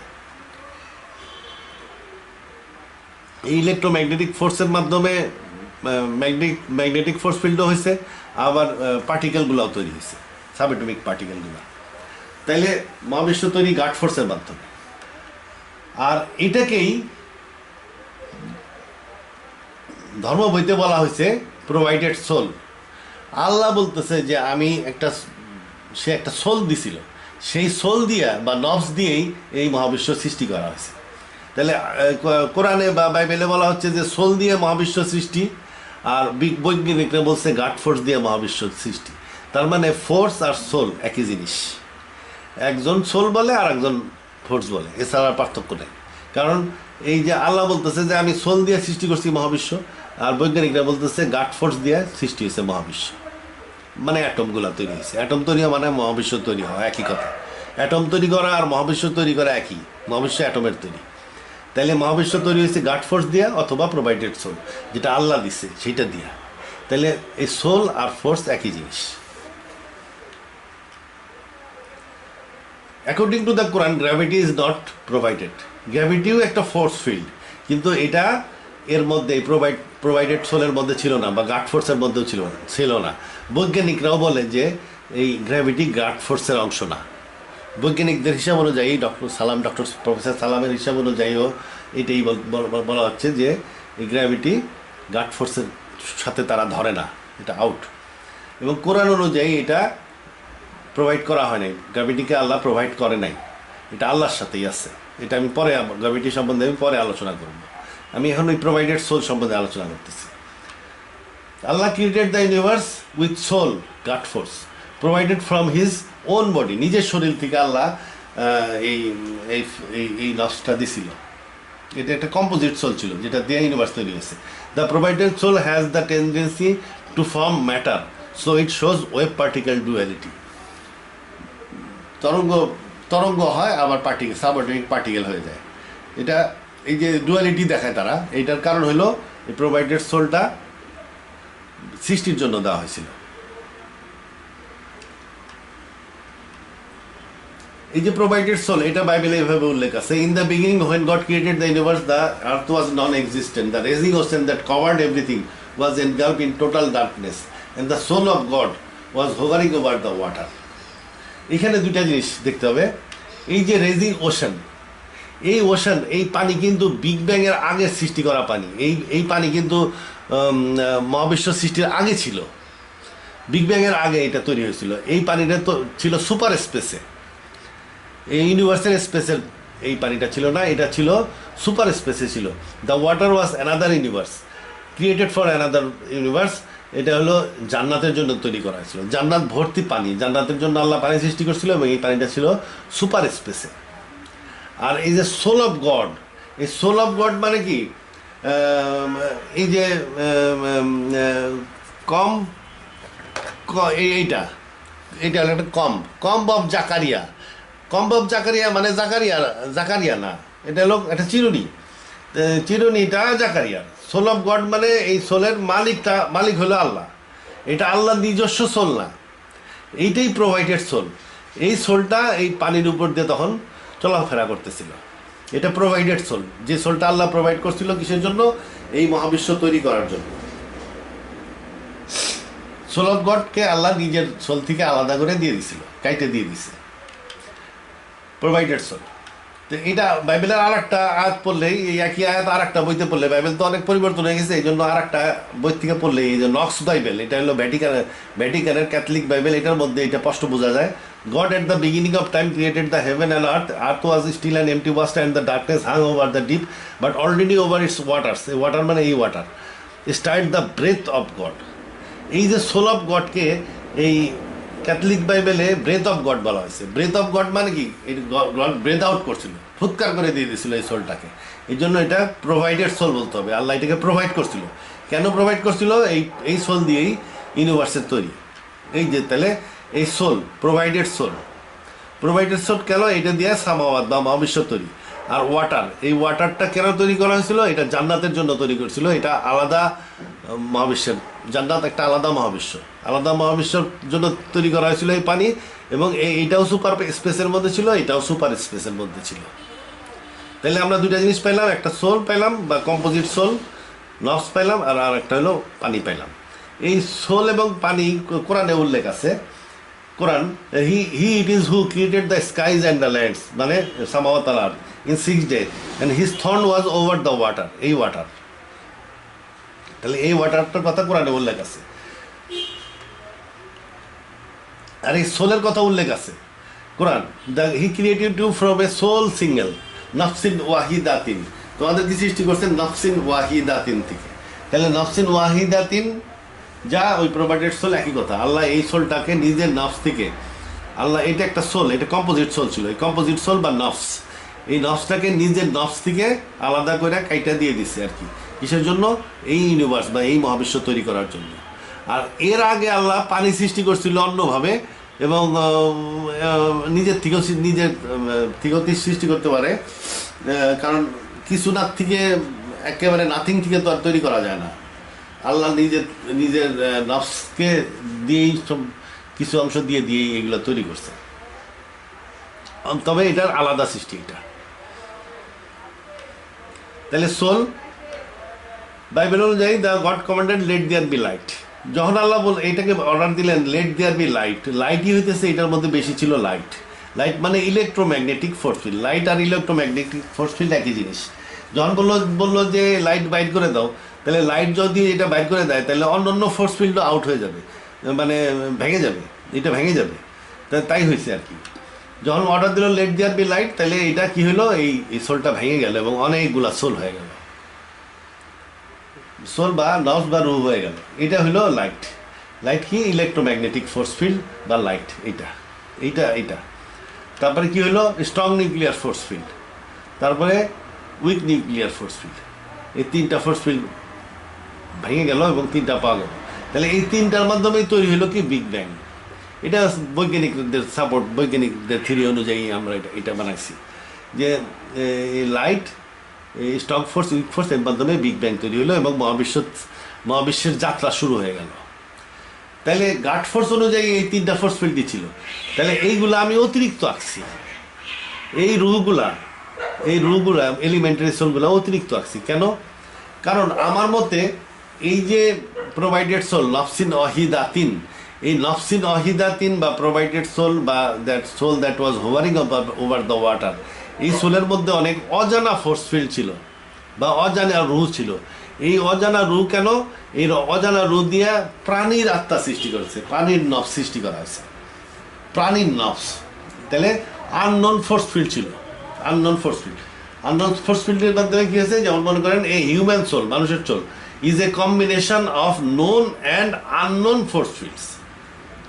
আননোন ফোর্স ফিল্ড, অনেক আননোন ফোর্স ফিল্ড আছে যেটা বৈজ্ঞানিকরা এখনো আবিষ্কার করতে পারে নাই, বা তারা যেভাবে চিন্তা করে বা যেভাবে আইডিয়া করে সেভাবে এগুলোর অস্তিত্ব সেরকম না, বা যেহেতু তাদের আইডিয়াতে এটা নাই, কমপ্লিটলি অজানা, এই জন্য ডিটেকশনের চেষ্টাও করে নাই এবং ডিটেক্ট করতেও পারে নাই।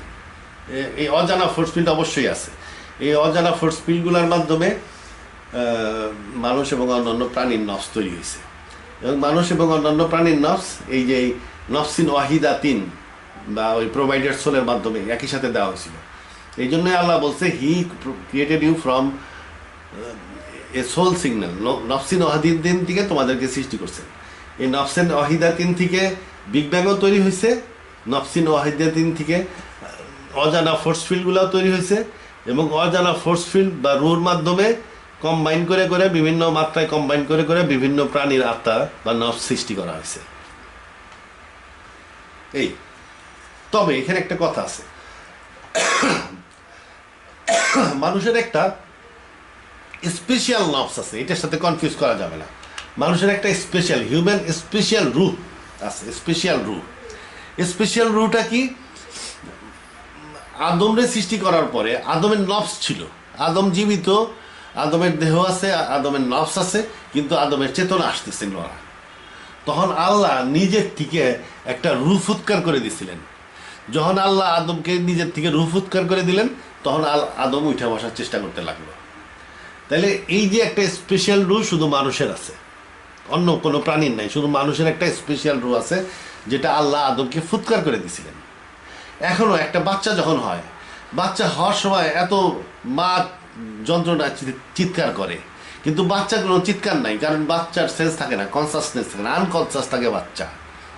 যখন বাচ্চাটা হওয়ার পরে আল্লাহ যখন ওই বাচ্চাটাকে রূহ ফুৎকার করে দেয়, যেমন আল্লাহ আদমরে দিয়েছিল সেরকম ওই বাচ্চাকেও রূহ ফুৎকার করে দেয়।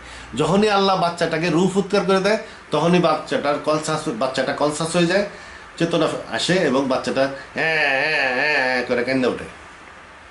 একইভাবে আদমরে দিয়েছিল যেরকম দিয়েছিল সেরকম প্রত্যেক বাচ্চারই আল্লাহ একটা নিজস্ব রূহ ফুৎকার করে দেয়।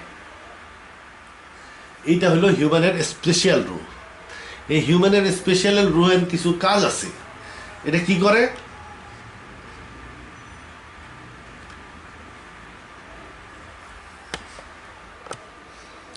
এটা মানুষের স্পেশাল যে এই রুটা, এটা মানুষের কলব সৃষ্টি করে বা মাইন্ড তৈরি করে।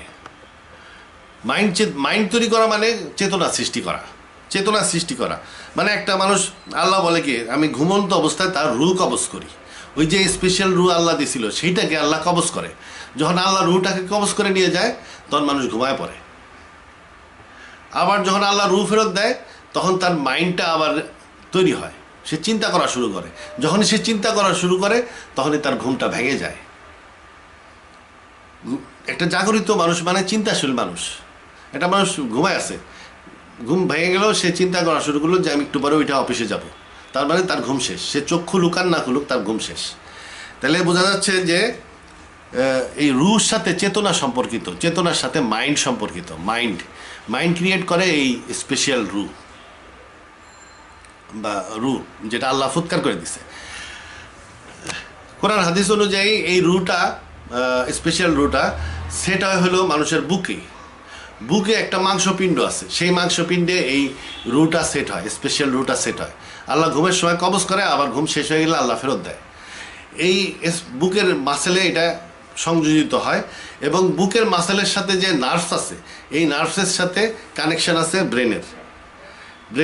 তাইলে ব্রেন, নার্ভ, বুকের মাসেল এবং এই স্পেশাল রু, এই চাইরে মিলে তৈরি হয় হলো মানুষের মন তৈরি হয়। তাহলে এই রুটা কি করে মাইন্ডের বেস হিসাবে কাজ করে, মাইন্ডের মনের ধারক হিসাবে কাজ করে। এই রুকে নিয়ে গেলে মাইন্ড আর থাকে না, মাইন্ড ইনঅ্যাক্টিভ হয়ে যায়, মানুষ ঘুমায় যায়, আনকনসাস হয়ে যায়। আবার যখন রুটা দেওয়া হয় মানুষের আবার কনসাস হয়ে যায়, মাইন্ড চালু হয়ে যায়। তাহলে মাইন্ড ক্রিয়েট করে কে? এই রু। কিসের সাহায্যে করে? বুকের মাসেল, বুকের nervous system, central nervous system এবং ব্রেনের মধ্যে অনেক ল্যাঙ্গুয়েজ আছে, ডাটা আছে, নলেজ আছে।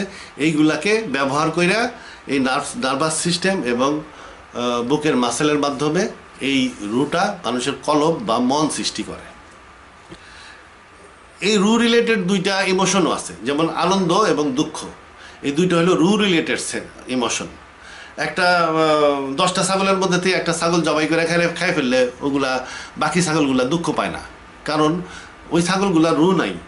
রু না থাকা মানে হচ্ছে রু রিলেটেড ইমোশন না থাকা।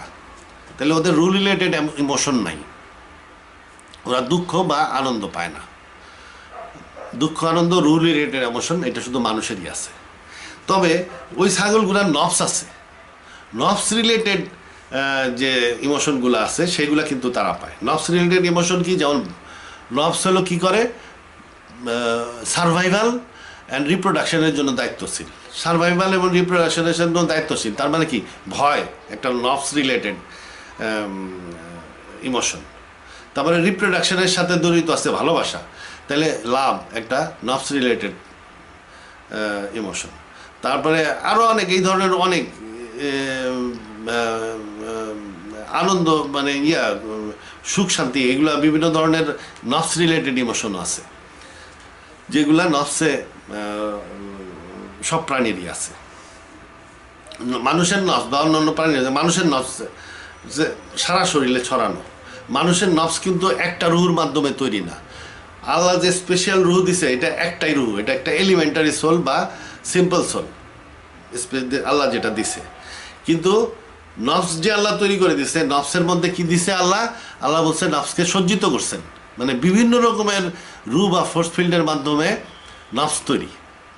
মানুষের নফস বিভিন্ন প্রকারের জানা অজানা রু বা ফোর্স ফিল্ডের মাধ্যমে তৈরি এবং নফস সারা শরীরে ছড়ানো এবং এটার সেন্টার হলো নাভির নিচে। নফস দেওয়া হয় ভ্রূণ অবস্থায় এবং এটা কবজ করা হয় মৃত্যুর সময়। নফসটাই হলো মানুষের মূল আত্মা, নফসটাই মানুষের মূল আত্মা এবং নফসটাই মানুষের জীবন দান করে। নফসের সেন্টার নাভির নিচে হলেও এটার কিছু ভাইটাল পয়েন্ট আছে, যেমন এই বুকে আছে 4-5টা, তারপরে কপালে আছে, এখানে আছে, হাতের পাতায়, পায়ের পাতায় আছে, বিভিন্ন জায়গায় এটার ভাইটাল পয়েন্ট আছে। এই ভাইটাল পয়েন্টগুলোকে সুফিরা লতিফা বলে, হিন্দুরা এটাকে চক্র বলে। তাহলে আমরা নফস সম্বন্ধে জানতে পারলাম, মানুষের নফস, মানুষের রূহ। এটা আলোচনা করার কারণ হইল, মূল কারণ হইল আল্লাহকে আলোচনা করা। আল্লাহ আরশে আছেন, তার আকৃতি আছে। তার আকৃতি কেমন? মানুষের আকৃতির মতন। আল্লাহর নফসও আছে, আল্লাহর নফস আছে, এবং এই নফসটা কি বিভিন্ন রকমের জানা অজানা আমাদের যা বিভিন্ন প্রকারের ফোর্স ফিল্ডের তৈরি। আল্লাহর রূহ আল্লাহ সারা শরীরে ছড়ানো, এবং আল্লাহর নফস, আল্লাহর নফসটা বিভিন্ন প্রকারের জানা এবং অজানা ফোর্স ফিল্ড বা রুহর মাধ্যমে তৈরি। আল্লাহর নফস আল্লাহর দেহের মধ্যে থাকে, এটা বাইরে যেতে পারে না। আল্লাহর যে আকৃতি বিশিষ্ট দেহ আছে সেই দেহের মধ্যেই আল্লাহর নফস থাকে, এই নফসটা বাইরে যেতে পারে না। যেমন মানুষের নফস মানুষের থেকে বাইরে যেতে পারে না। মানুষের নফস মানুষের থেকে যদি বাইরে চলে যায়, তাহলে নফস শুধু কবজ করা হয় মৃত্যুর সময়, মানুষ মারা যাবে। সেরকম আল্লাহ নফস আল্লাহর মধ্যে থাকে এবং এটা কখনো বাইরে যায় না। তাইলে আল্লাহ কিভাবে আকৃতি বিশিষ্ট হওয়া সত্ত্বেও এই জগৎসমূহ কিভাবে সাস্টেইন করেন এবং প্রতিপালন করেন, সেটাই এখন আলোচনা করব। তাহলে আমাদের বেসিক আইডিয়া আল্লাহ সম্বন্ধে থাকতে হবে, সেটা হলো আল্লাহর দেহ আছে মানুষের দেহের মতন, এবং আল্লাহর নফস আছে যে নফসটা অনেক ফোর্স ফিল্ডের সমন্বয়ে গঠিত।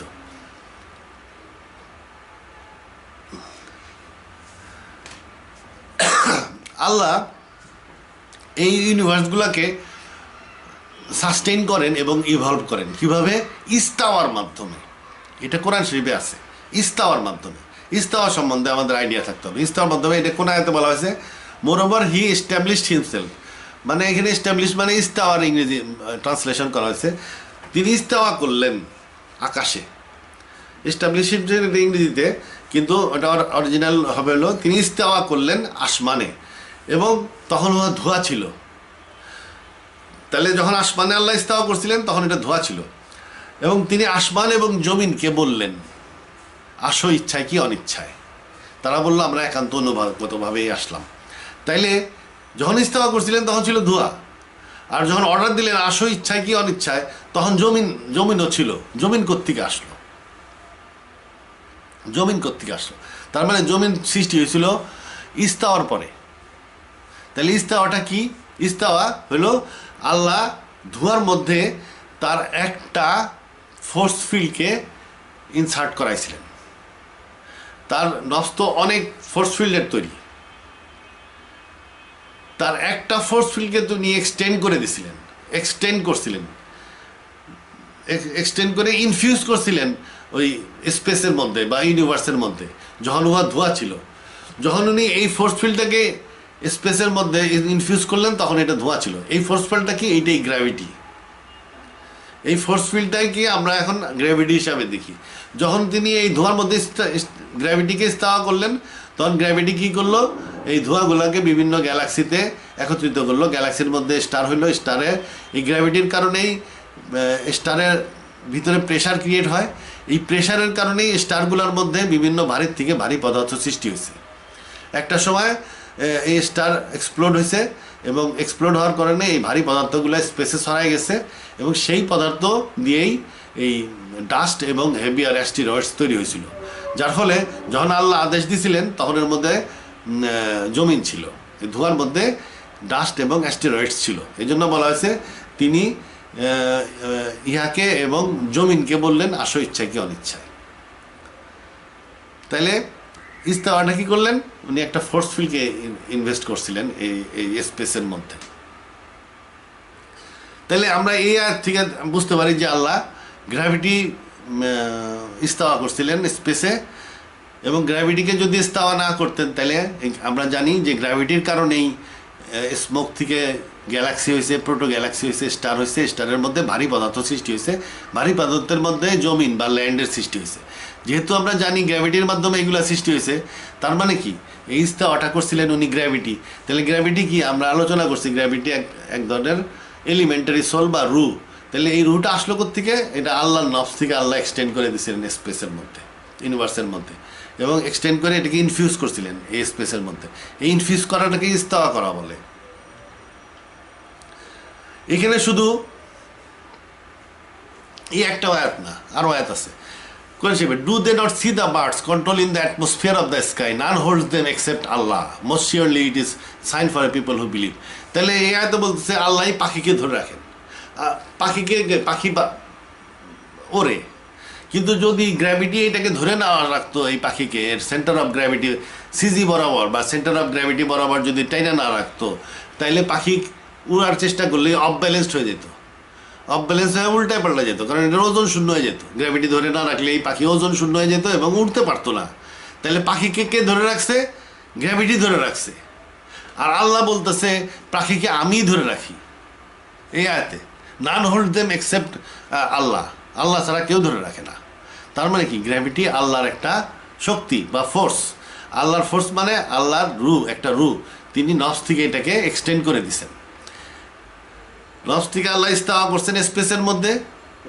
এই যে গ্র্যাভিটি সমস্ত গ্রহ নক্ষত্রগুলোকে ধরে রাখছে, সেরকম পৃথিবীকেও ধরে রাখছে, এবং পৃথিবীর মাধ্যমে এই গ্র্যাভিটি পাখিগুলাকে ধরে রাখছে। এটাই আল্লাহ এই আয়াতে বলতেছেন পাখিকে আমি ধরে রাখি। এটা আর একটা আয়াতে আছে, do they not observe the birds above them spreading their wings and folding them in, none hold them except most gracious. তাহলে আল্লাহ ছাড়া কেউ পাখিকে ধরে রাখে না। তার মানে কি, গ্র্যাভিটি আল্লাহর শক্তি। আর একটা আয়াত আছে, he covers the night with day, covers the night with day মানে পৃথিবীকে তিনি ঘোরান, seeking it rapidly, and the sun and the moon the stars, চন্দ্র সূর্য নক্ষত্র তিনিই পরিচালনা করেন। আমরা জানি চন্দ্র সূর্য নক্ষত্র পৃথিবী এগুলো পরিচালনা করে গ্র্যাভিটি। আল্লাহ বলতেছে এটা আমিই করি। তার মানে কি, গ্র্যাভিটি আল্লাহর শক্তি। এখন গ্র্যাভিটি একটা ইন্ডিপেন্ডেন্ট ফোর্স, ইউনিভার্সাল ফোর্স হইতে পারতো, কিন্তু আসলে তা না, এটা আল্লাহর সাথে যুক্ত আছে। যদি গ্র্যাভিটি ইন্ডিপেন্ডেন্ট ফোর্স হইতো, তাহলে এই পৃথিবী, এই মহাবিশ্বটা এত সুন্দরভাবে ডিজাইনড হইতো না। মহাবিশ্বটা পারফেক্টলি ডিজাইন, চাঁদ সূর্য এভরিথিং, পৃথিবী ঘুরতেছে পারফেক্টলি, চাঁদ পারফেক্টলি ঘুরতেছে পারফেক্ট ডিস্টেন্সে, সূর্য পারফেক্টলি চলতেছে, এই পুরো মহাবিশ্ব পারফেক্ট। তাহলে এই পারফেক্ট মহাবিশ্ব সৃষ্টি হয়েছে কারণ হইতেছে গ্র্যাভিটি আল্লাহর শক্তি। যদি এটা একটা ইন্ডিপেন্ডেন্ট ইউনিভার্সাল ফোর্স হইতো, তাহলে এত পারফেক্ট ইউনিভার্স তৈরি হইতো না। এটাও আল্লাহ কোরআনে বলছে। আসমানের দিকে দেখো, দেখো কোনো ত্রুটি নাই। তার মানে গ্র্যাভিটি আল্লাহর শক্তি।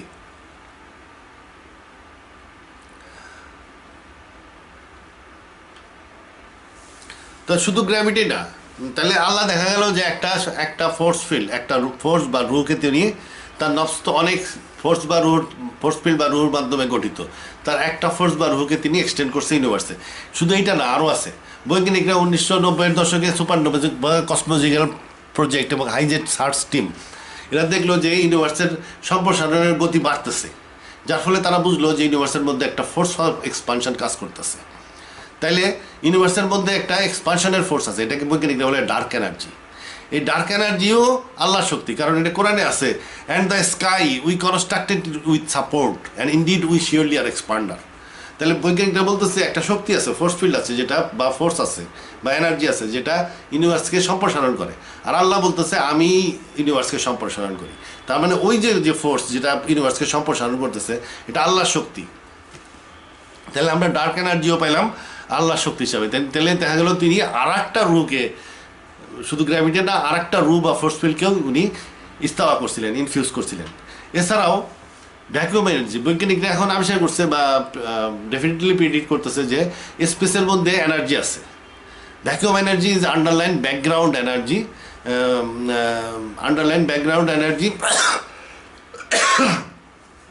That exist in the space throughout the universe. সারা ইউনিভার্সেই এই ভ্যাকুয়াম এনার্জি আছে, এটা একটা আন্ডারলাইন ব্যাকগ্রাউন্ড এনার্জি। আর আল্লাহ কি বলতেছে, তিনি Allah is the light of the skies and land. Allah আসমান জমিনের আলো, আসমান জমিন ব্যাপীতে আল্লাহর আলো ছড়ানো। তার মানে দেখা গেল যে আল্লাহ আলো বা নূর এই ইনফিউজ করছেন এই স্পেসে। তাহলে 3 নাম্বার পাওয়া গেল, আল্লাহ বা আলো বা নূরকে ইনফিউজ করছেন। এই যে ভ্যাকুয়াম এনার্জি, তা এর পরিমাণ কিন্তু অনেক উচ্চ, 10⁻113 জোলস পার স্কোয়ার মিটার। এত এনার্জি আছে এই স্পেসের মধ্যে, 10⁻113 জোলস পার স্কোয়ার মিটার এই এনার্জির লেভেল। তাহলে 3 নম্বর ফোর্স আমরা পাইলাম। এছাড়াও সাবঅ্যাটমিক লেভেলে, সাবঅ্যাটমিক লেভেলে এই 1982 দশকে আলিয়ান স্পেক একটা এক্সপেরিমেন্ট করতে দেখা গেল যে একটা অ্যাটম থেকে যদি দুইটা পার্টিকেল ছুটে যায়, মহাবিশ্বের শেষ প্রান্ত যদি তারা চলে যায়, দুই প্রান্তে চলে গেল, একটার অবস্থা যদি পরিবর্তন হয় আর একটার অবস্থার পরিবর্তন হয়, এটা তারা এন্ট্যাঙ্গেল থাকে। এই এন্ট্যাঙ্গেলমেন্ট থেকে বোঝা গেল যে তারা একটা ফিল্ড অফ এক্সিস্টেন্সে থাকে। তাহলে এটাও ফোর্স ফিল্ড। এই ফোর্স ফিল্ড তাহলে ইলেকট্রন বা এই প্রোটন নিউট্রন এই কোয়ান্টাম লেভেলেও বিভিন্ন রকমের ফোর্স ফিল্ড আছে যারা এই সাবঅ্যাটমিক পার্টিকেলকে ধরে রাখে। যেমন আল্লাহ যখন ইলেকট্রন বানাইছিল তখন একটা ফোর্স ফিল্ডকে ইস্তাহা করছিল যেটা ইলেকট্রনকে ধরে রাখে। যখন প্রোটন বানাইছিল তখন হয়তো এক বা একাধিক ফোর্স ফিল্ডকে ইনফিউজ বা ইস্তাহা করছিল যেটা প্রোটনকে ধরে রাখে। এরকম বিভিন্ন সাবঅ্যাটমিক লেভেলেও বেশ কিছু ফোর্স ফিল্ড আল্লাহ ইনভেস্ট করছে বা ইস্তাহা করছে। তাহলে এই জন্যই যেহেতু সাবঅ্যাটমিক পার্টিকেলেও আল্লাহ ধারণকারী, এই জন্য আল্লাহ যখন বলেন হও তখন হয়ে যায়। To him is due the প্রাথমিক সৃষ্টি, origin of the skies and land, and when he decrees a matter he says to it be and it is.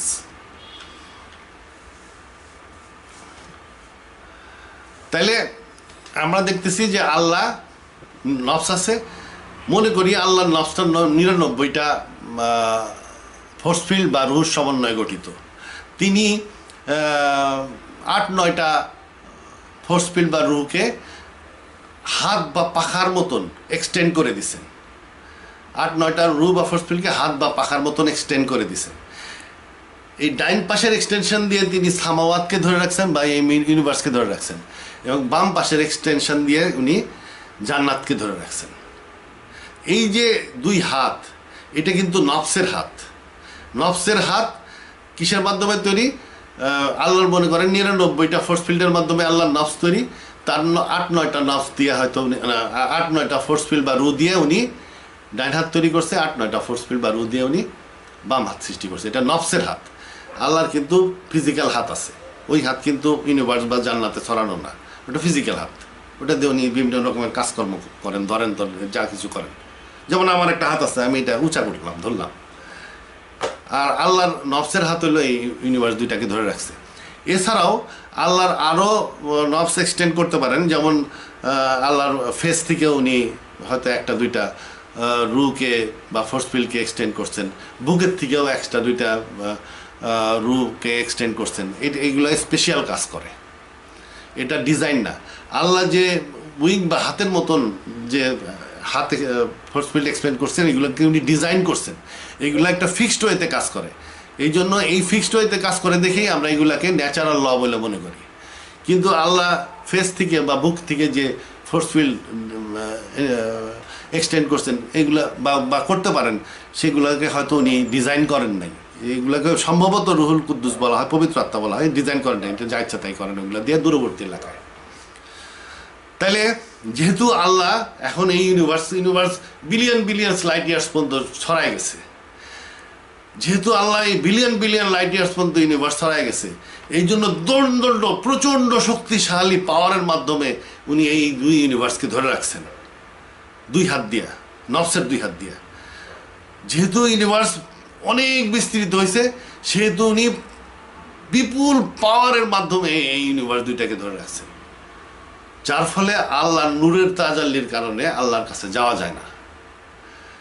এমনকি আল্লাহ যদি কোনো কিছু দেখতে চান, করতে চান, নিজস্ব কোনো কিছু করতে, ইউনিভার্সের দিকে যদি উনি তাকান বা এই সামনের ফোর্স ফিল্ড দিয়ে যদি কিছু দেখতে চান বা করতে চান, তাহলে ওইখান থেকেও যে পাওয়ার বেরোবে সেটার পরিমাণও হবে অনেক বেশি, এত বেশি আমাদের কল্পনার বাইরে।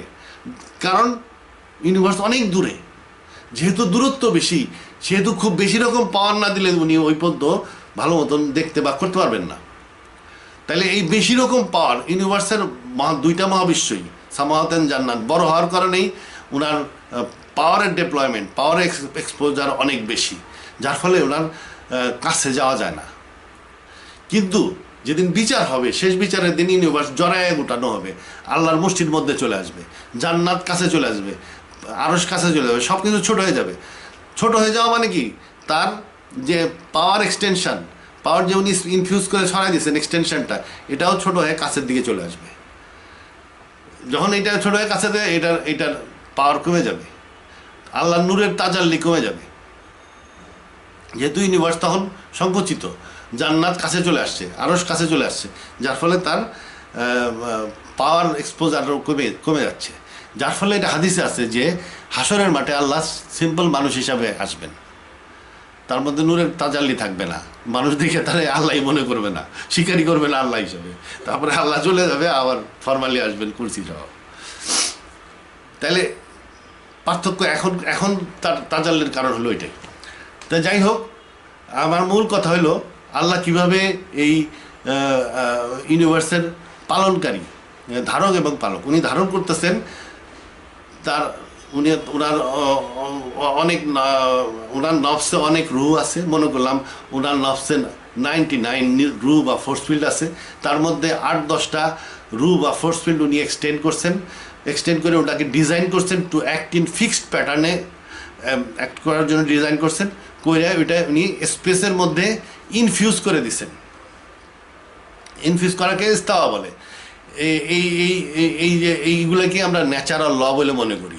আমরা মনে করতেছি এই ন্যাচারাল লগুলোর কারণে ইউনিভার্স ইভলভ করতেছে। আসলে এই ন্যাচারাল লয়ের ধারক বাহক আল্লাহর ইনফিউজ করা আত্মা বা রুহ বা ফোর্স ফিল্ড। এবং এই যে আল্লাহ ডিজাইন করছেন, এই ডিজাইন করছে আল্লাহ নিজের ইচ্ছা শক্তি বলে।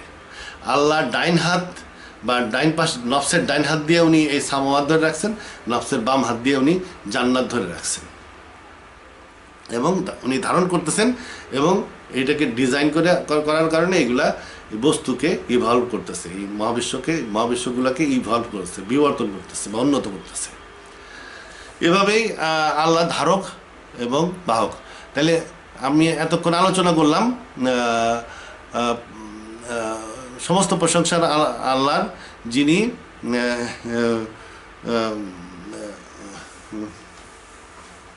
আলহামদুলিল্লাহ রাব্বিল আলামিন, যিনি জগৎসমূহের প্রতিপালক বা praise be to God, cherisher, sustainer and evolver of the universes. পরবর্তী ভিডিওতে আমি আলোচনা করব master of the day of দিন। আল্লাহ হাফেজ।